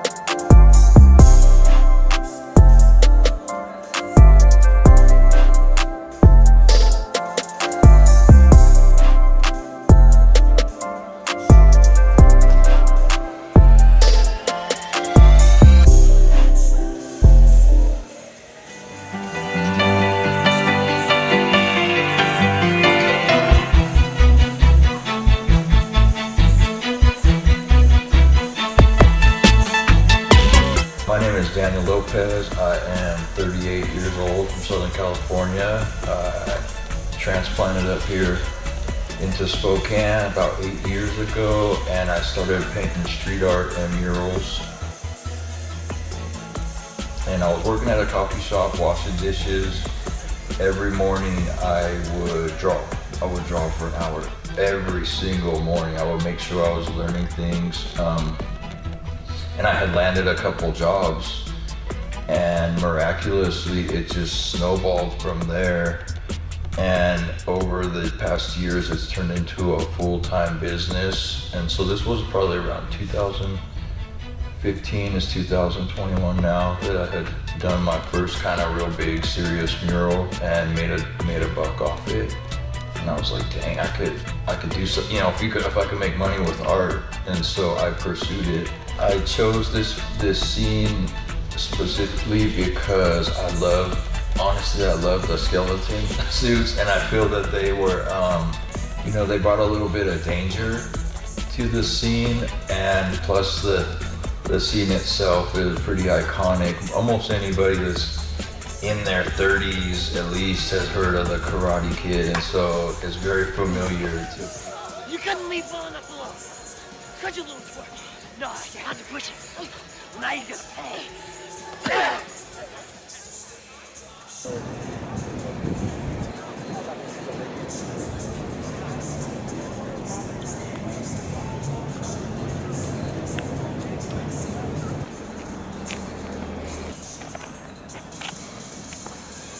This last one was a lot better because I can actually think back to some moments of things that I did right and wrong. And, just being in there and trying to outsmart him. Thinking but while I'm in there, but I'm really not thinking.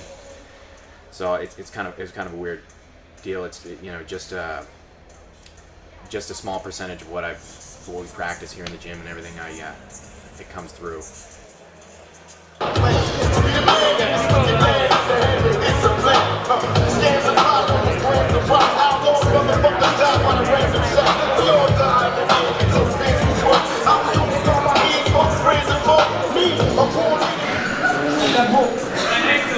We got Kyle and who else? Cookies. Didn't have cookies? Huh? Calso. That's what I said. Calso. Let me see you guys here. They got me all effed up over here. Now we're on to Mychal Sear. Or Sam, yeah, Sear. Yes. He's gonna see his opponent. And that's from Elevate Cannabis. The H. Cannabis, marijuana. Kiefer Sutherland. Okay.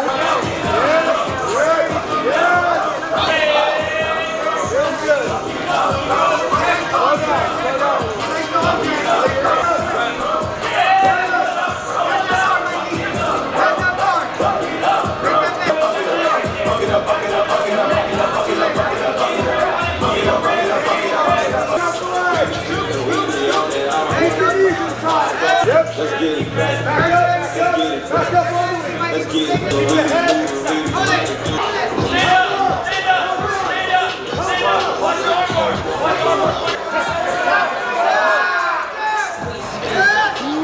What just happened here? He got out or he shot?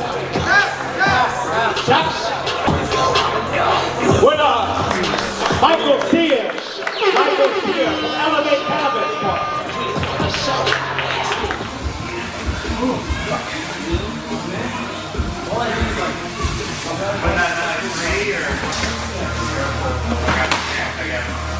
I guess.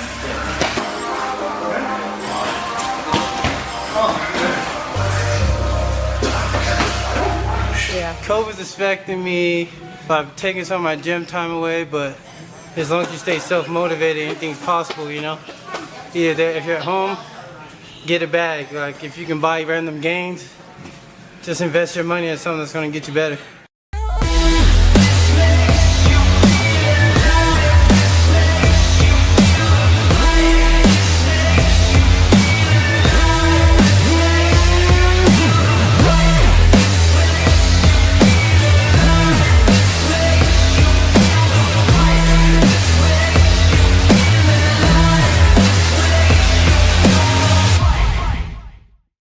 For his opponent, Mychal Sear. Look the mullet on this man. Look at the skin. I can't tell if that's the leggings or the alabaster skin. And he's also from Elite Cannabis. No, sorry, Elevate Cannabis. Elevate. There's too much cannabis in the air, I'm starting to get confused. Okay. You ready? Handle your business.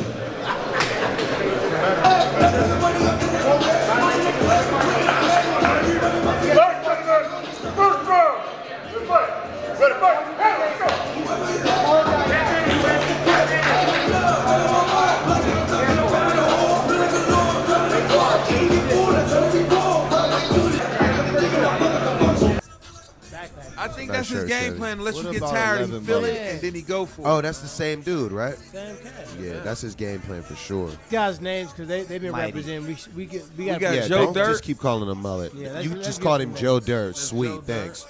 Now I'm never gonna forget that. Joe Dirt and fucking Jeff's there from Alsept. and Michael. Right, like even if you like have to like look vulnerable sometimes, you do it just to throw them off. I know I beat the first dude. I'm trying to think the move to beat the second. Marshawn dude. Lynch probably. What's up? Reggie Bush. That's how it is in pool too. When you hit the ball, like you got to try to set up your next shot. Sure. Like you want the white ball to move to where you wanna can. go next. Yeah, Look like goddamn. He's related to Boothie, cuz. Around for that pound. Pound up. Backpack boy. Joe Dirt. I bet Jesse that Lozama. Joe hurt. Remember the Bringing the name. drama for that pound. Remember the name. For the LB, he is not playing no games with nobody. I told y'all. You said what move that was? That was a blue belt, so I believe he caught it That with was a straight it? He ankle won? lock. Yeah, that was it. He won, bro.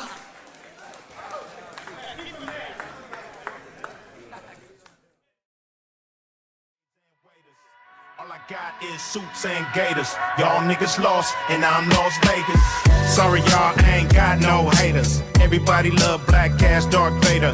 You and your woman love to see me coming. Come through bumping. Little kids running, chasing me down like the ice cream truck.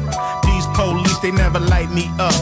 I'm that nigga, baby, hype me up. Fucking up at work, they never write me up. They always hold me down and raise me up. And all these women wanna glaze me up. Never turned down, I'm turned up. You heard me, bitch, I said I'm turned up. Always on 10, always too loud. Always too hard for this bougie ass crowd. Even these haters, they love my style. So I don't know what you're talking about, huh? Sorry y'all, I ain't got no haters. All I got is motherfucking players. We get money in motherfucking layers. Sorry y'all, I ain't got no. For the exchanges. He just really enjoys being in the fist fight. He loves it. He does not shy away from wild exchange.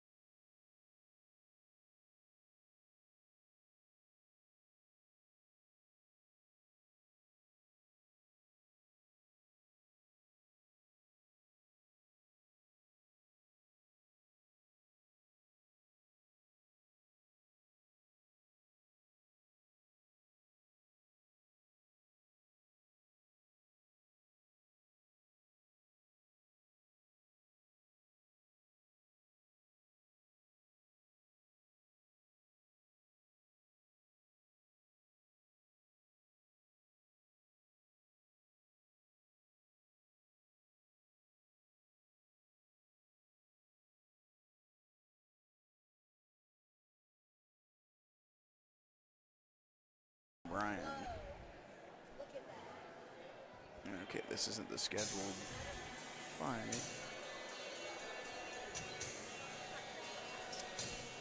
All right, we're back with our main card, and they're starting off with Hunter Serrano, who is 0-0, and he's got a background with wrestling and boxing, so he's got, you know, a little bit of a base starting with wrestling and boxing, but I wonder if he's got, like, the kicks. I wonder if he's got the submissions, the fine detail that goes into MMA. So he's got somewhat of a start on the two opposite spectrums of combat sports, which is, you know, obviously the wrestling and the boxing.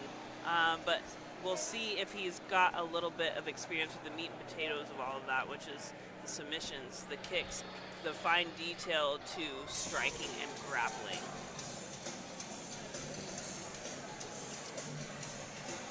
Looks like he's got Trevor Pruning's son in his corner. Yeah. Let's give a big round of applause for his opponent. Sebastian Prangley, who is Trevor Prangley's son, out of AKA, prestigious AKA boxing, MMA gym, jiu-jitsu gym out of Hayden, Idaho. Trevor fought back in the day,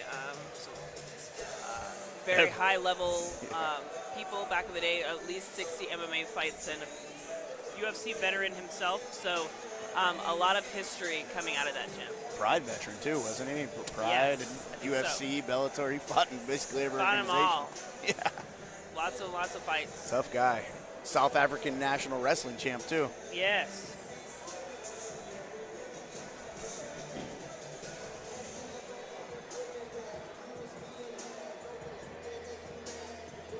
Ramon, Warrior Camp fighter. Mike Hanks and Pablo Alfonso are his coaches. He wants everybody to know he's just like you. He's always interested in MMA when he was a child, and he wants to become a pro and a champion. And judging from his couple fights, he's looking like he's on that trajectory. Yeah.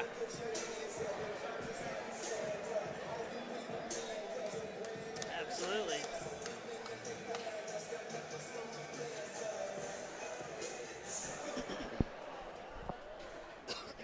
Ladies and gentlemen, before I start this fight, we need a big round of applause for this man right here.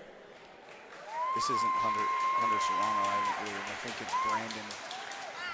He took this on the last minute. I'm like 20 minutes ago. If you saw your player supposed to be Hunter Serrano, you make him come back off. I'm sick and tired of his backed out on us. Once again, props to you, bro. Hunter Serrano backed out, so it looks like we have Brandon here. Ladies and gentlemen, this next match is in the 135-pound weight class of mixed martial arts. The combatant to my left in the blue corner, wearing the pink Muay Thai trunks. He is 5'10", 135 pounds, and 20 years old. He hails from Cedar Rapids, Iowa. Cedar Rapids, Iowa. I wonder if he wrestled. He is making his MMA debut. Yeah, I wonder too. Out of Trevor Prangley's American Kickboxing Academy. Ladies and gentlemen, let's give a big round of applause. Well, I do know that Mike Hanks has been working with Ramon a lot back there, working on a lot of fine detail that Pablo, you know, the head coach, you know, he's got so many fights to be to and stuff like that. So Mike Hanks is backing up right there, helping the fighters.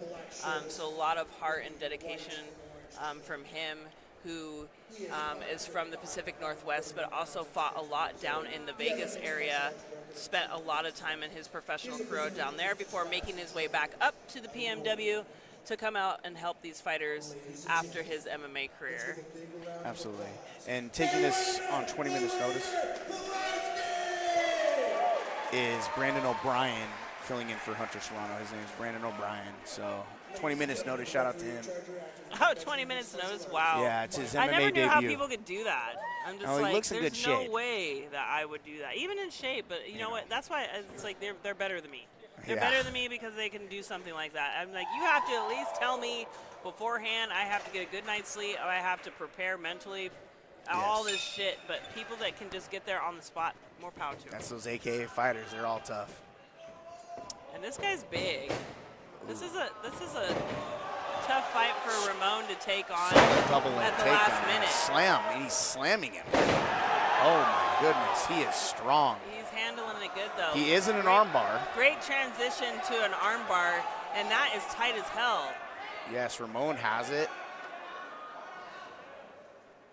Ooh, nice punches with Ramon. Oh, and he let go of it. That was he was great, looking great to slam technique. him. I don't think he could have gotten the more perfect. That's a hard position to pull off from the bottom, trying to get an armbar like that. Brandon has a strange, you could tell he's just a wrestler. Doesn't look like he's comfortable on the stand-up. He doesn't really set up his takedowns. He's handling it good though. Like he's not like looking terrible. But being from Iowa, you probably got to wrestle from the time you're a child, so. Yeah. And if you have halfway decent striking with superb wrestling, you can go far. Yes. Ramon with a single leg here. Good job grabbing that single leg as he kicked him with a suplex, or excuse me, good takedown, Ramon. Going to want to be careful of that guillotine. Going to definitely want to get to the other side of his opponent's body. That's not a good place to sit and be comfortable at all. But it doesn't look like it's really deep right there, so it looks like he's okay. And Ramon gets out, hand fought through. But if it was deep right there, you definitely want to transition to the other side, but absolutely, he was okay there, so that's all right. Now with Ramon on top and half guard, kind of interesting to see what he... He's definitely going to want to posture up a little bit more, but he's using his head position well, digging straight into him, forward pressure. That makes it really uncomfortable for his opponent. And Ramon transitions to a full mount. Ooh, but a good transition. Oh, and Ramon transitions to an armbar, and he taps. Oh, wow. Good job, Ramon. He just Such a great transitioned transition. great. Those transitions were amazing. He got on, but he was having a hard time sitting on top because the guy's so big, but he just transitioned right to the side to an armbar, and that was quick. He couldn't even catch on to that. That was technique over power all day long. Absolutely. Like, the guy is a very powerful guy, and I'm sure we won't hear the last of Brandon O'Brien. He is a strong kid. That was just, and Pilarski was just so incredibly fast with his transitions. Yes. So I think he was one step ahead of his opponent. He didn't know what he was doing from one step to the next. Absolutely. Ladies and gentlemen, your winner via armbar in the right corner, Razor Ramon. Pilarski, remember that name. That kid's going to go some places. He's had some tough matchups and, some fights that I think that he should have won. But you know what? That's just great because that just set him up for that great victory that he got there. Absolutely. And that kid's tough. Like, I mean, taking it on 20 minutes notice. And those are some incredible slams. Like, the power that he had is kind of like a white Rampage Jackson there for a minute. Yeah. He had some power there. Yeah, absolutely. So he's gonna be somebody to watch out for as well. He's 20 years old. Oh, I'm dumb as rocks. I rushed over here and put on my gloves thinking I was next. I forgot to mark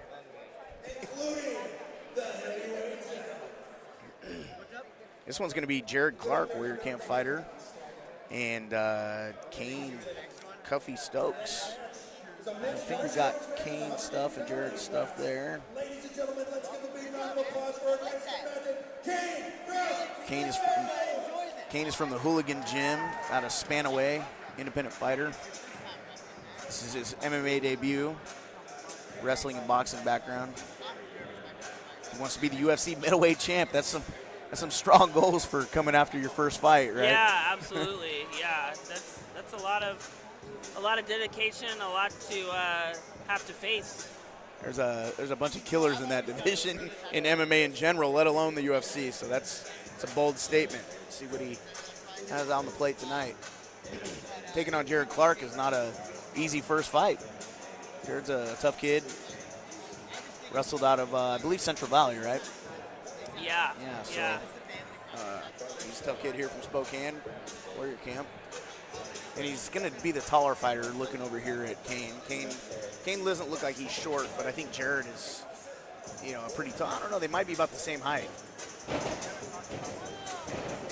So it's going to be a fun fight here, I think.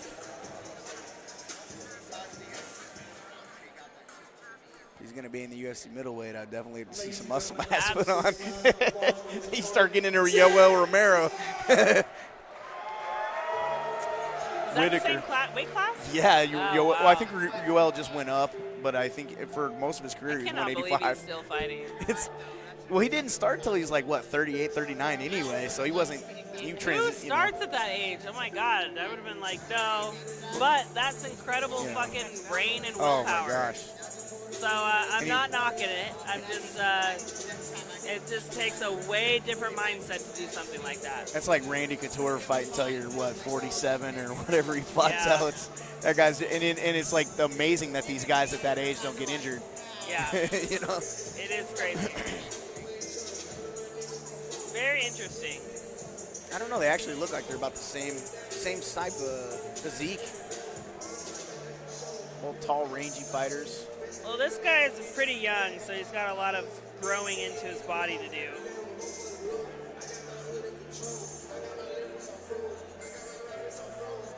That was Marky Mark giving a fist bump there to Chris Lencioni. If you're watching, Chris, he gave you a little fist bump on the projector screen up above us.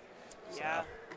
Ladies and gentlemen, make sure that you donate to Chris Sunshine Lencioni GoFundMe. You can find them on IG, Twitter, Facebook. That's Chris Lencioni Sunshine MMA. First aid, AED, and basic life support.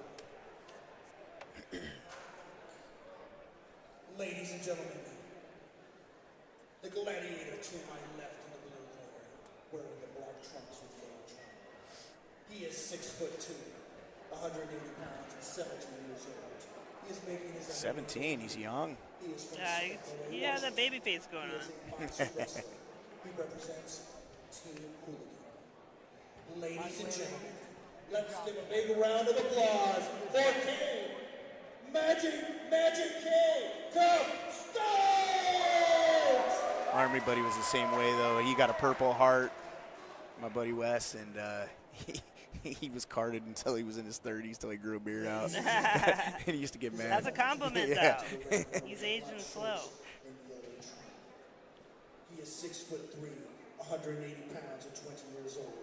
He has an undefeated mixed martial arts record of 1-0. He is a freestyle fighter. He trains in Warrior Camp. Ladies and gentlemen, let's give a big round of applause for Jackpot Club!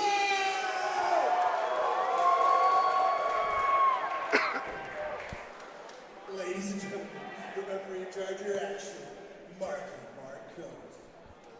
Here we go. Touch him up. Let's head back to corner to have some fun.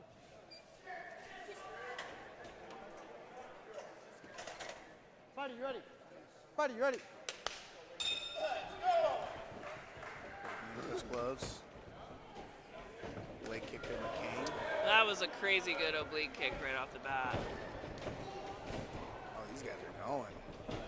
Oh, Jared with a really good guillotine. It is in deep. Damn, he's got that's it in. deep as shit. Oh my gosh. That kid ain't getting over to the other side too. I don't know how. Jared, well, see his he let and he go. tapped. He didn't have an angle, so I wasn't sure there. But you get that angle on that guillotine, and it's over if they don't go to the other side. But Jared, he's been training a lot. He was there when Sunshine had the accident of cardiac arrest, and he was training with him, and it was a really traumatic thing. We were all there in the room, but it wasn't his fault. It was just something that happened. But he has gotten some great training with some great pros. That being said, of all that stuff he's went through, so I know that he is ready and excited for this fight, and more than prepared, and having a purpose in doing this. Just getting the win for Sunshine. Absolutely, and it was just beautiful technique. Just a tall, lanky, athletic guy.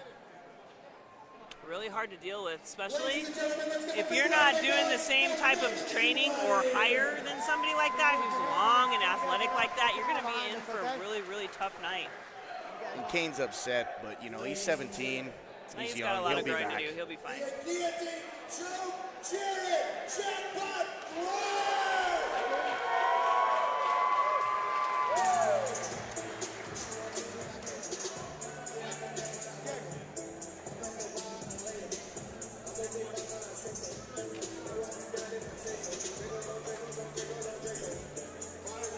fights are just moving right along. We got 3 more great fights coming up. We have a catchweight again against Alius Delarosa, who runs a fantastic wrestling program inside of Warrior Camp. Yes. Brings a lot of experience in the grappling department and against Davis Parker. I've trained a lot with Alius, and he definitely is a strong, athletic guy. Yes, his wrestling is on point. I think his dad is an outstanding wrestler as well, right? Yeah, So, definitely. He definitely has that build. got- I don't know much about his dad. It's bred into their Yes. family, so they have a long history of some athleticism going on.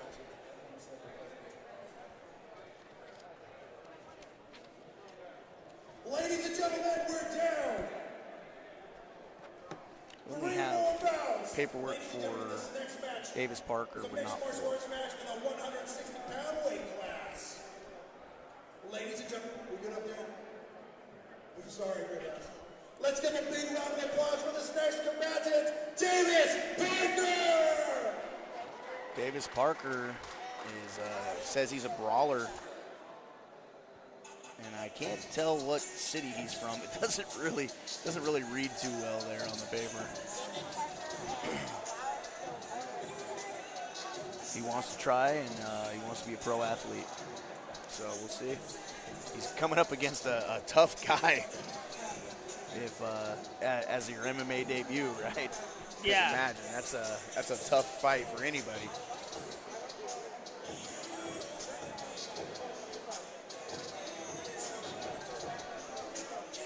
Just looking at him, he has a really skinny build, whereas I know Alius is short and stocky.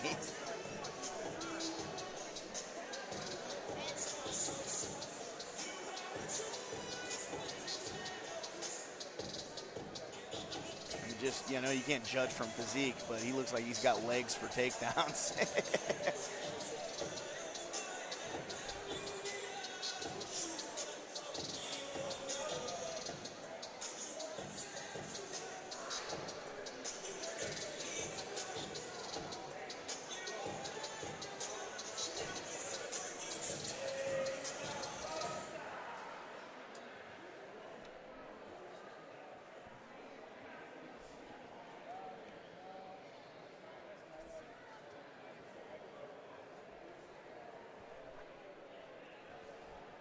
Ladies and gentlemen, let's give a big round.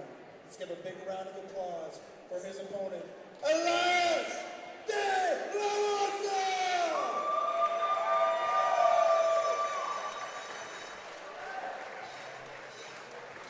Oh, ha! I was like, what's this fucking kicking me for? I took 2 kicks and I was like, what's that? And I literally looked at your feet. I was like, what the fuck is happening? Looked up and bam, camera. Should have fucking videoed that shit.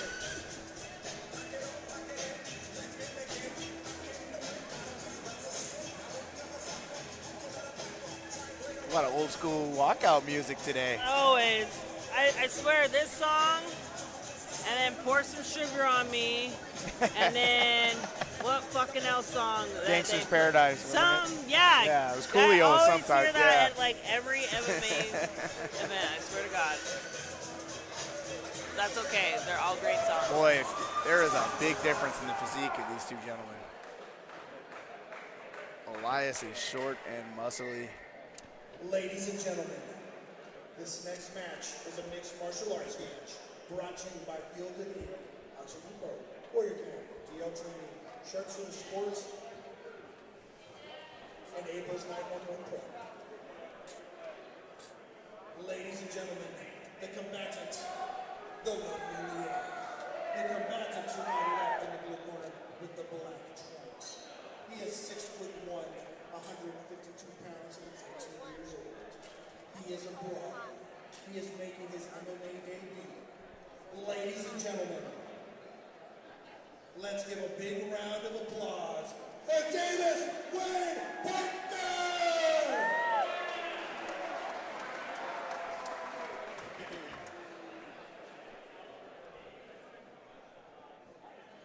Ladies and gentlemen, his opponent to my right in the black trunks. He is 5'7", 158 pounds, and 25 years old. He has an undefeated mixed martial arts record, 3 wins and no losses. He represents Warrior King. Ladies and gentlemen, let's give a big round of applause for Alius Delarosa!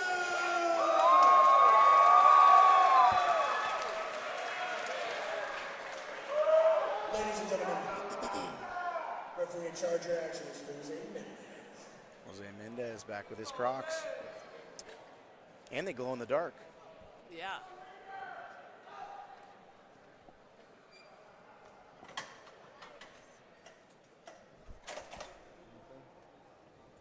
All right, let's have a clean fight. Just look.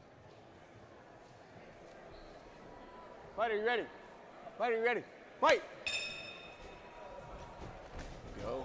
Both men come out swinging. Oh, wow, what a double Beautiful leg. double Hell. leg transition. Damn, that's going to be hard to recover from right there. That was a fast level change.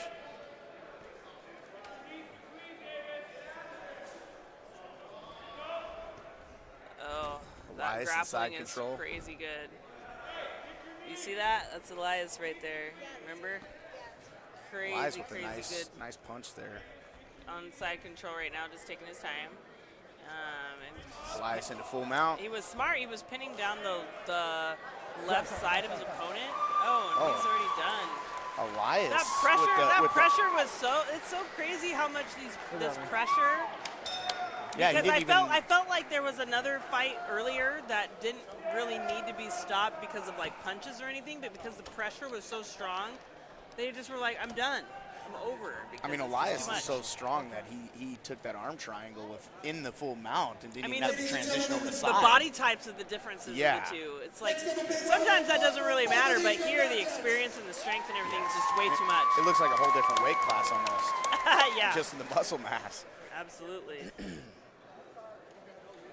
And you can just tell how strong he is. I mean, generally, if you're fighting a head and arm, you know, you can push through if somebody's full mount, and you know until they get to the side control and kind of turn that angle. Anybody that's watching, definitely make sure your kids get into our wrestling class at Warrior Camp. Alius is an excellent teacher and has plenty of experience. And look at that beautiful double leg you can teach your kids. Your kids can be taking people down like that. That was great. Fast transition to a level change right there. We got 2 more fights for you guys. The next one is a kickboxing exhibition between Kobe Jordan and Owen Robbinett. And the Robbinetts are always tough, and Kobe's always tough. It's going to be a fun one. Another classic Spokane versus Idaho. We're right here on the state line, so we always have a little rivalry going on, so it's always fun and games. You have been a lovely audience. Please come back again. I have enjoyed your company. We are friends. Ladies and gentlemen, this next Kobe, you know, he's got the mindset and believes that he believes in himself. He says the affirmations to himself every day. He believes that there's only one me. I was born a champ. I am unique to everybody else. No one can copy my style or who I am. He's 3-1, so he's got a really pretty good record for an amateur, and he's got experience in Muay Thai and boxing. So striking, I think, is more of his game, but he's also been working on a lot of wrestling, too. So if he has to mix in the wrestling, if his Muay Thai or boxing isn't going the way he wants, he's willing to do that. So he has no problem with that. And the Robbinetts are always tough, too. Yeah. Like they always come in to bring it, so this should be a good back and forth. They both had him experience. Wants to be in the UFC, so he's definitely training hard, working hard, getting a lot of experience in his amateur career, so he can someday go pro, and then eventually end up in the UFC with the top dogs. Yeah, he definitely has the youth and potential to do so. Sticks with it.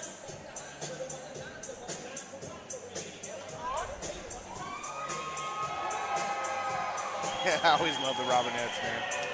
They're really class fighters, and their whole family fights. I like his shorts. I like the blue and pink. He always comes out in some pretty flashy shorts, doesn't he? Yeah, absolutely. Kobe Jordan here, got a lot of support from the crowd.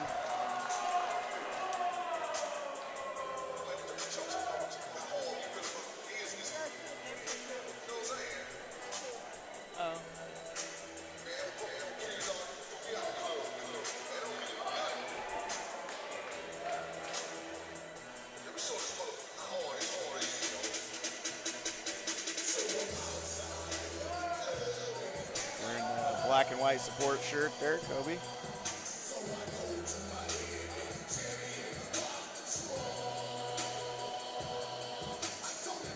If you know, you know. If you know, you know.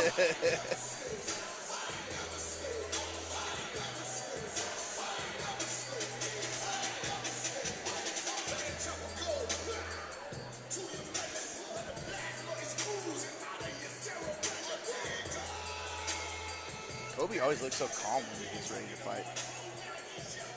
Well, you know, the Robbinett brothers, they always are like pushing each other. They've been in it for so long. It's like it's just another day in the office.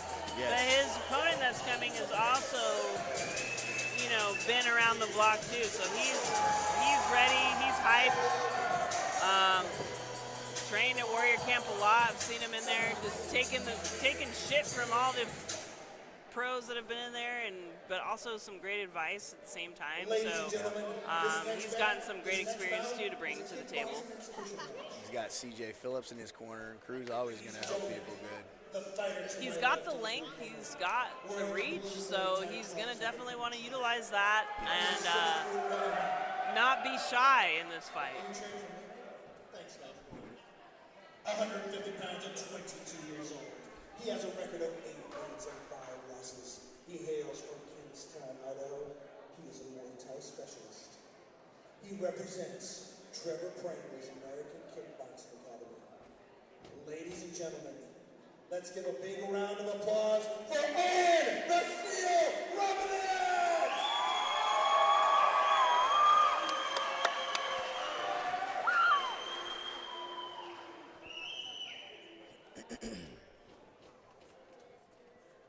Ladies and gentlemen, his opponent to my right, in the red corner with the black trunks with orange and white trim. He is 6'3", 150 pounds and 21 years old. He has a record of 3 wins and 1 loss. 3 wins and 1 loss. He hails from the Warrior Camp. Ladies and gentlemen,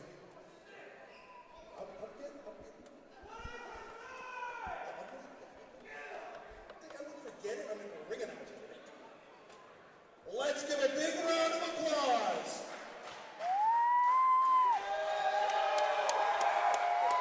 A lot of love for Kobe tonight.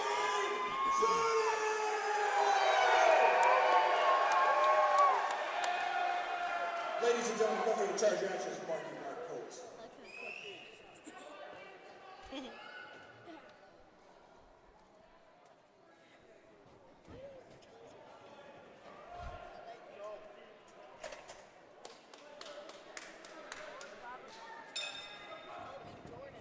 Oh my Wild God. kick.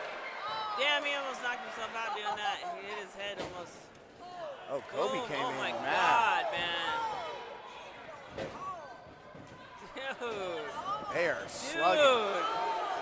You better calm down Owen a with little some bit. knees. Kobe with, oh my gosh, Kobe is coming out strong.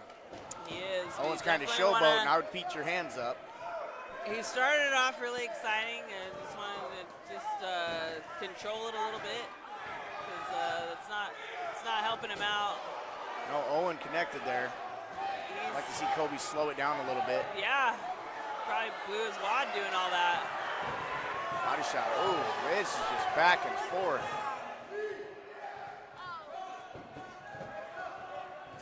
He's definitely got but he's got these crazy long kicks. So he just, if he would do a couple body kicks hard, This is he'd a be fine. pretty strong exhibition kickboxing match, right? He's feeling it now because he's a little wild with his punches, and he's not really utilizing his body kicks.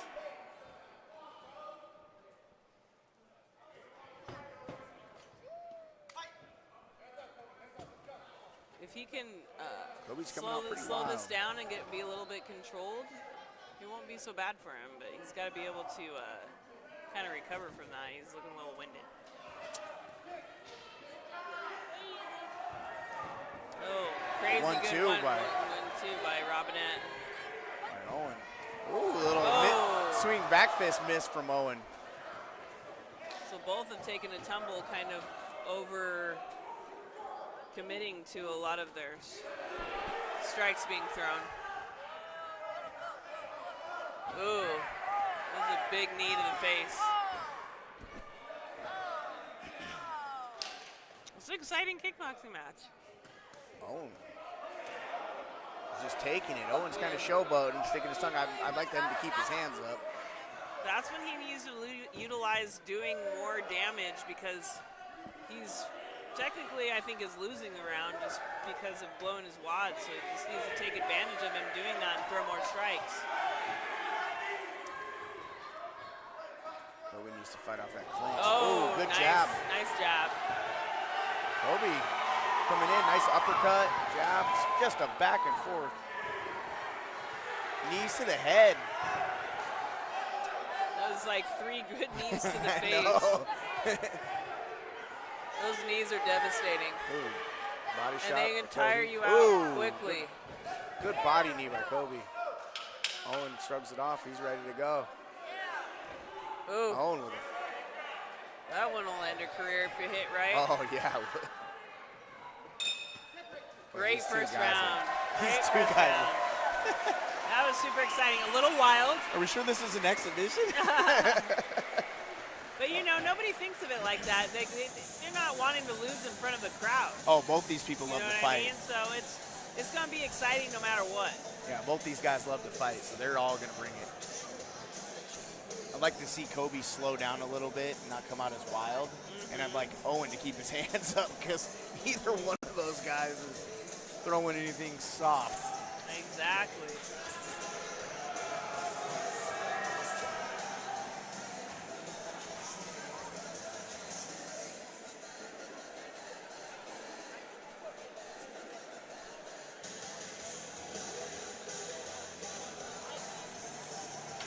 Well, let's see how much they have in the gas tank after that. They were working hard for us in that first round.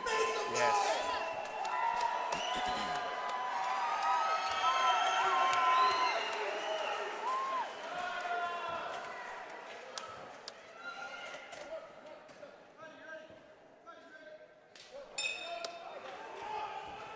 Kobe comes out strong again. Nice side kick into like a jab. Throwing some kicks. Ooh, nice low kick. Owen is swinging a miss.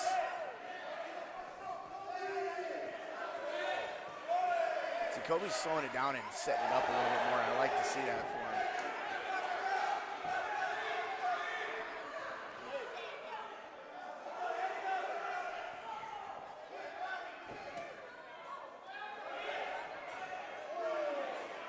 Spinning back kick to the body by Kobe.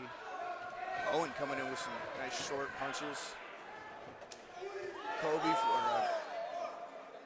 knee to the body.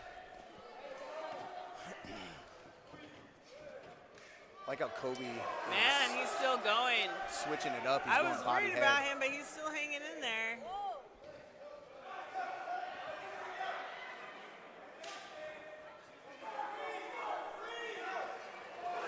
Kobe slipped one in there. Kobe's got some crazy heart, though, because he's been tired, but he's still throwing And crazy hard. Owen's loving it. He's smiling and putting his gloves down and taunting him. But I think he needs to put his gloves up. Yeah, definitely. Good sweep by Owen, or Kobe, I'm sorry. I don't know, though, because it seems like Robbinett is the more tired one now. Yes.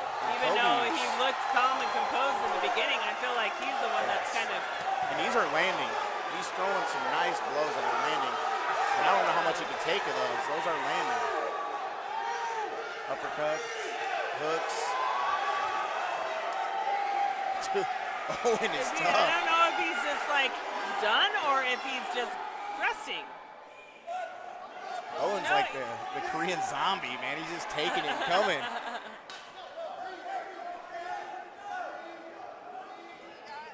Nice spinning back kick. That was great. Ooh. And that's Nice great. switch He's kick. really, really smart for starting to utilize more different variations of kicks right now, especially while his opponent's tired. Yes. It's a great switch Instead kick. of maybe giving a break, throwing like every single punch being a power punch, throw some different combinations of kicks. Which utilize, you'd like to see him utilize a front kick a little bit more, utilize oblique, mix it up with knees. And Owen's looking pretty tired. Like when he throws out his punches right now, he's dropping his hands as well. Yeah. Owen with a spinning back fist. Kobe's just coming in Oh. hard. Damn. That So was a great entertaining. one. Oh my This God. would have been a great Please tell me there's another one. That was a bad exhibition. It was more entertaining than most of the professional Yes. boxing exhibitions. Yes. Exhibitions. That was a fun fight. Is there another round in exhibition? Yeah, it's Oh, one more. yes. 'Cause I know earlier they were talking about just doing 2 5-minute rounds. So. Oh, were they? Yeah, earlier, but it looks like they're getting ready to go for a third. Oh my God! Yeah, yes. no way. We want more. We need more. That's two rounds is never enough. No, this is a fun one. I would like to see Kobe slow it down a little bit, and Owen is definitely he's looking really tired. So they both are. I mean, Kobe's over there hunched over as well.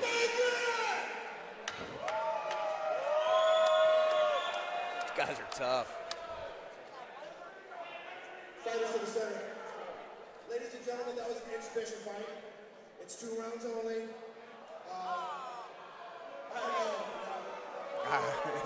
Yeah, even the crowd Oh, they wants another stopped round.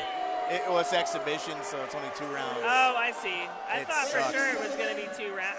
We have 2 winners. Let's give it up for both of these fighters. Yeah, that was a great fight. Would have loved to have seen a 3rd round, and I think from the boos in the crowd, I think people wanted a 3rd on that one. I don't blame them. Yeah, that was entertaining.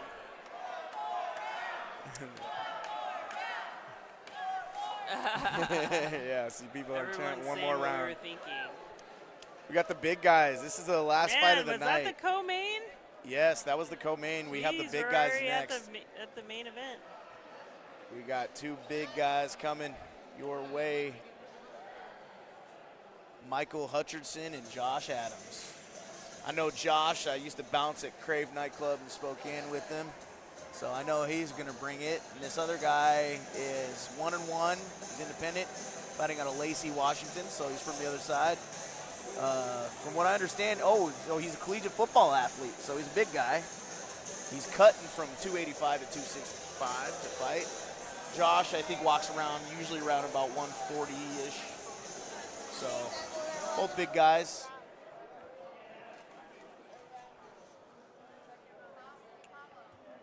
Mychal Hutcherson said he's just a simple man.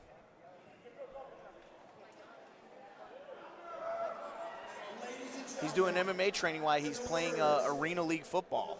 So that's kind of interesting. Wonder if that means they're bringing the Spokane shot back, you know? Getting some double brain damage. Yes.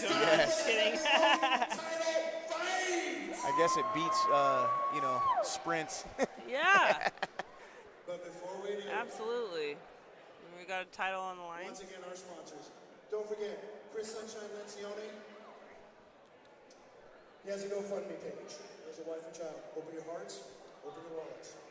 Our sponsors, Feel Good Ink Tattoo. Right over there. Get a business card, make an appointment today. Shout out to Feel Good Ink. www.auctiondepot.net. Warrior Camp Fitness and MMA. We teach Muay Thai, wrestling, Brazilian Jiu-Jitsu, MMA. On Tuesdays, we do some Jiu-Jitsu with your own council. DL Training. Sharpshooter Sports, the only indoor shooting. You didn't even give me a clap first, bro. 911.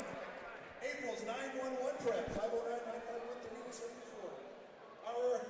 The unsung hero of the Pacific Northwest fight scene, right over there. Katie Harwig! Katie Harwig Photography! Shout out to Katie Harwig. great photographer, Katie Harwood U.S. Navy photography. combat veteran, U.S. Navy combat Amazing veteran, photographer. Cadet Kaine Brown.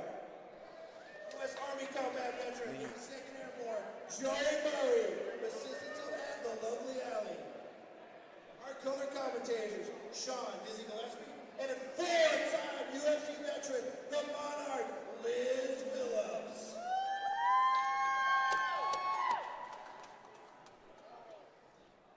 It's time. We're ready up there. Ladies and gentlemen, this next match is for the heavyweight strap. Let's give a big round of applause for the first combatant, Mychal Hutcherson! Mike Smith touched on it about Doc Cater Brown over here. I just want to give a shout out. He just got tested by the VA for some potentially life-altering stuff. He doesn't get the results back, and our thoughts go out to him as well, that his results come back good. So prayers to him. Chris Sunshine Lencioni is currently he's out of the ICU. He's been for a while, but he's doing some physical therapy, recovering from cardiac arrest that he had about a month ago, a little over a month ago. So make sure that you donate to his GoFundMe. Sunshine MMA, Chris Lencioni. You can look him up on Facebook, Twitter, and IG. And if you want a good story, look at the reason they call him Sunshine. He was doing commentating with you on my fight, and he explained his nickname. So man, I'm really pissed off that happened, and not just because of this, obviously for a number of reasons. But man, he was just he's funny killing to it. talk about. He would give me shit, but then it would cause me to want to give him shit right back. So it was just great for the radio, great for online stuff. So I hope he's able to come back at some point. Yeah, he's multi-talented, and he's a great father on top of it. You can tell from the photos. He's just really knowledgeable of MMA too. That was why you can talk forever and ever and ever about stuff, because he just knows so much for his young age. He's not even 30 years old yet. Really? I thought he was, man, he was 28, 29. Or he might be, well, I think he's 29 now because he just had a birthday. And he is such a knowledgeable person, like you said. Like, I took one of the jiu-jitsu classes, and just the way his structure is with the class about, like, respecting the belts and respecting the teaching. Yeah. And he was just amazing at the way he explained stuff, and he had a good sense of humor about it. At the same time, he took it serious. And he's able to take a move, and he reminds me a lot of Chael, like a younger version of Chael Sonnen. Yeah. I'm not surprised that they're friends because he's able. Not only does he have like a personality, charisma, like kind of a smart-ass, persona to him, which is awesome. I don't mind it at all. But then he's able to actually get serious and break a move down, break a situation or a scenario down, and kind of explain it in a way that anybody can understand. And that really takes a lot of talent and understanding to do something like that. Mychal Hutcherson came into the cage. He's a big boy. He is huge. You can tell he played some college football. I kind of believe that. I wonder where he played at. He didn't say where. But he actually does, he's taken Shotokan karate and MMA training. So I wonder if he uses that karate-style stance movement, And Josh Raw Dog Adams. And he's back in the cage. He suffered a really bad knockout in training.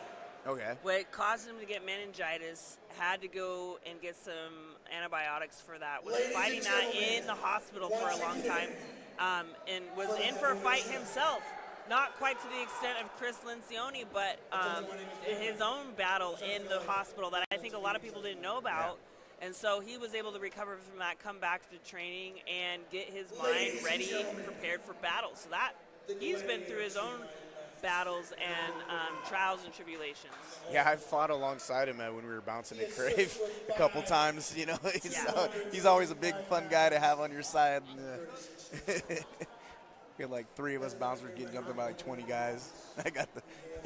I do know that he thought, it was a humbling experience. So, which, MMA, combative sports kind of bring that humility to it.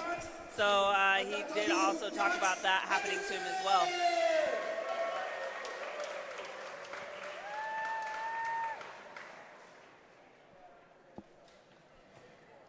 Definitely some big guys right here, some big old boys. Black shorts, the white and orange trim.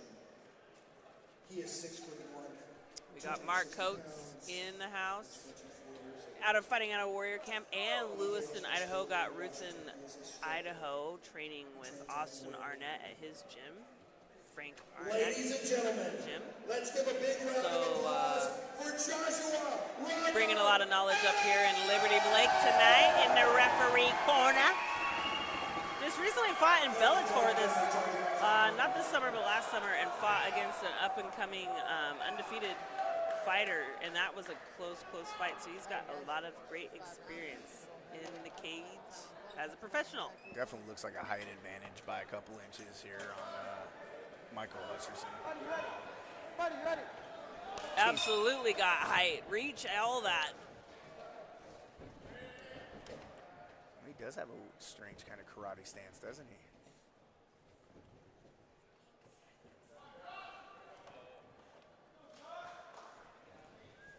Both men feeling each other out slow.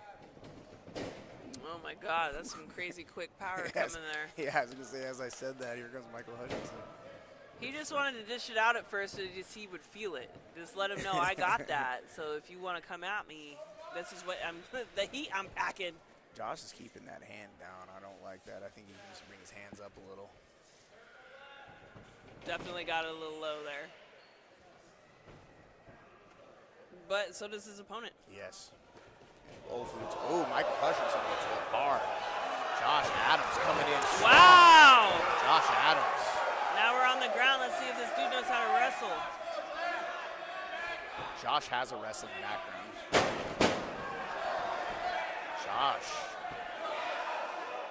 Josh taking his back.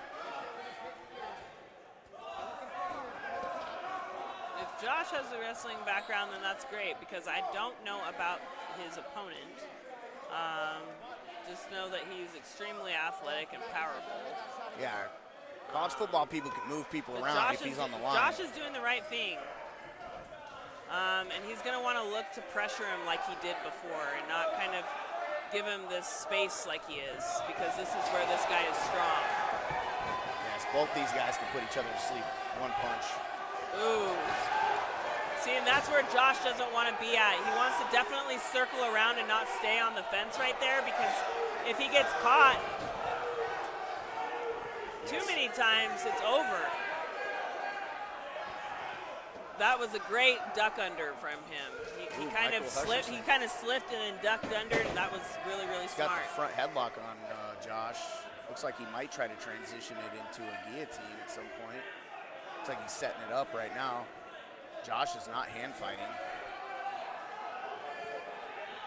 Josh tapped. There it is. And I think a lot of that tap right there has to do with exhaustion, not really necessarily that choke was super tight. But like I said, when you haven't been in the cage a lot, it looks like there's a tooth on the mat, so I think Josh got hit pretty big too. Yeah, but a lot of that is just from him straight just being pure exhaustion. Can't tell. Is that a tooth? I'm trying to see if Mark Coates is up there wiping it down. I can't. Looked like something white came out when that blood came out, so couldn't tell if that was a tooth or not. It doesn't look like it was. But there you have it. Mychal Hutcherson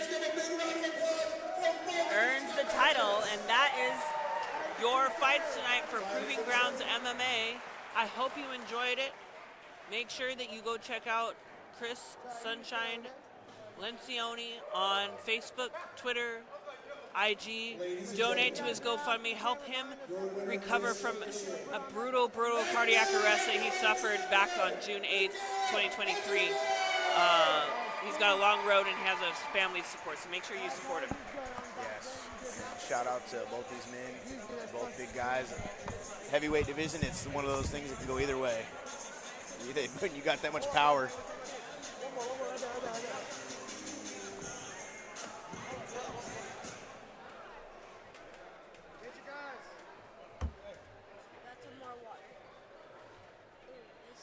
Just wanted that single one first, you know? And you got one over there, too.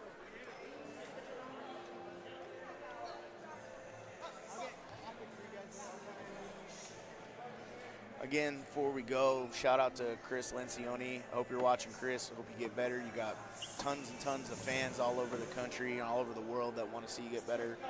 If you can, please log on to his Instagram or Facebook or Proving Grounds and try to get the link, QR code, donate to his OnlyFans. Did I say OnlyFans? Chris, you better get an OnlyFans now, brother. Like, you got to have an OnlyFans. So his GoFundMe, and get him the support he needs to get better and to get back, because this is going to be the strongest fight of his life, and he's going to do it. So, good night. Looking for Cage Crew. Cage Crew to the back, Cage Crew over to the cage. Cage Crew, let's go.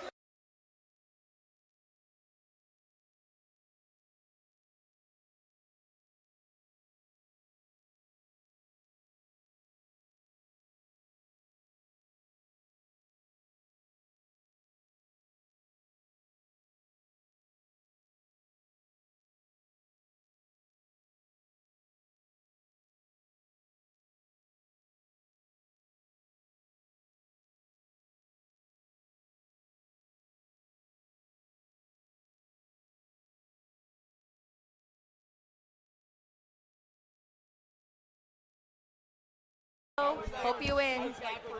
Let me see if anyone can hear me. Am I on? I'm good? Okay. My name is Rose, and I'm just stopping by for a moment. Hope you enjoyed the show. Again, this show was Fighting for Sunshine. Tonight we fought for Chris Lencioni. He's one of our pro fighters, and unfortunately we found out he had heart disease a little too late. So that's another thing, guys. Check on your medicals.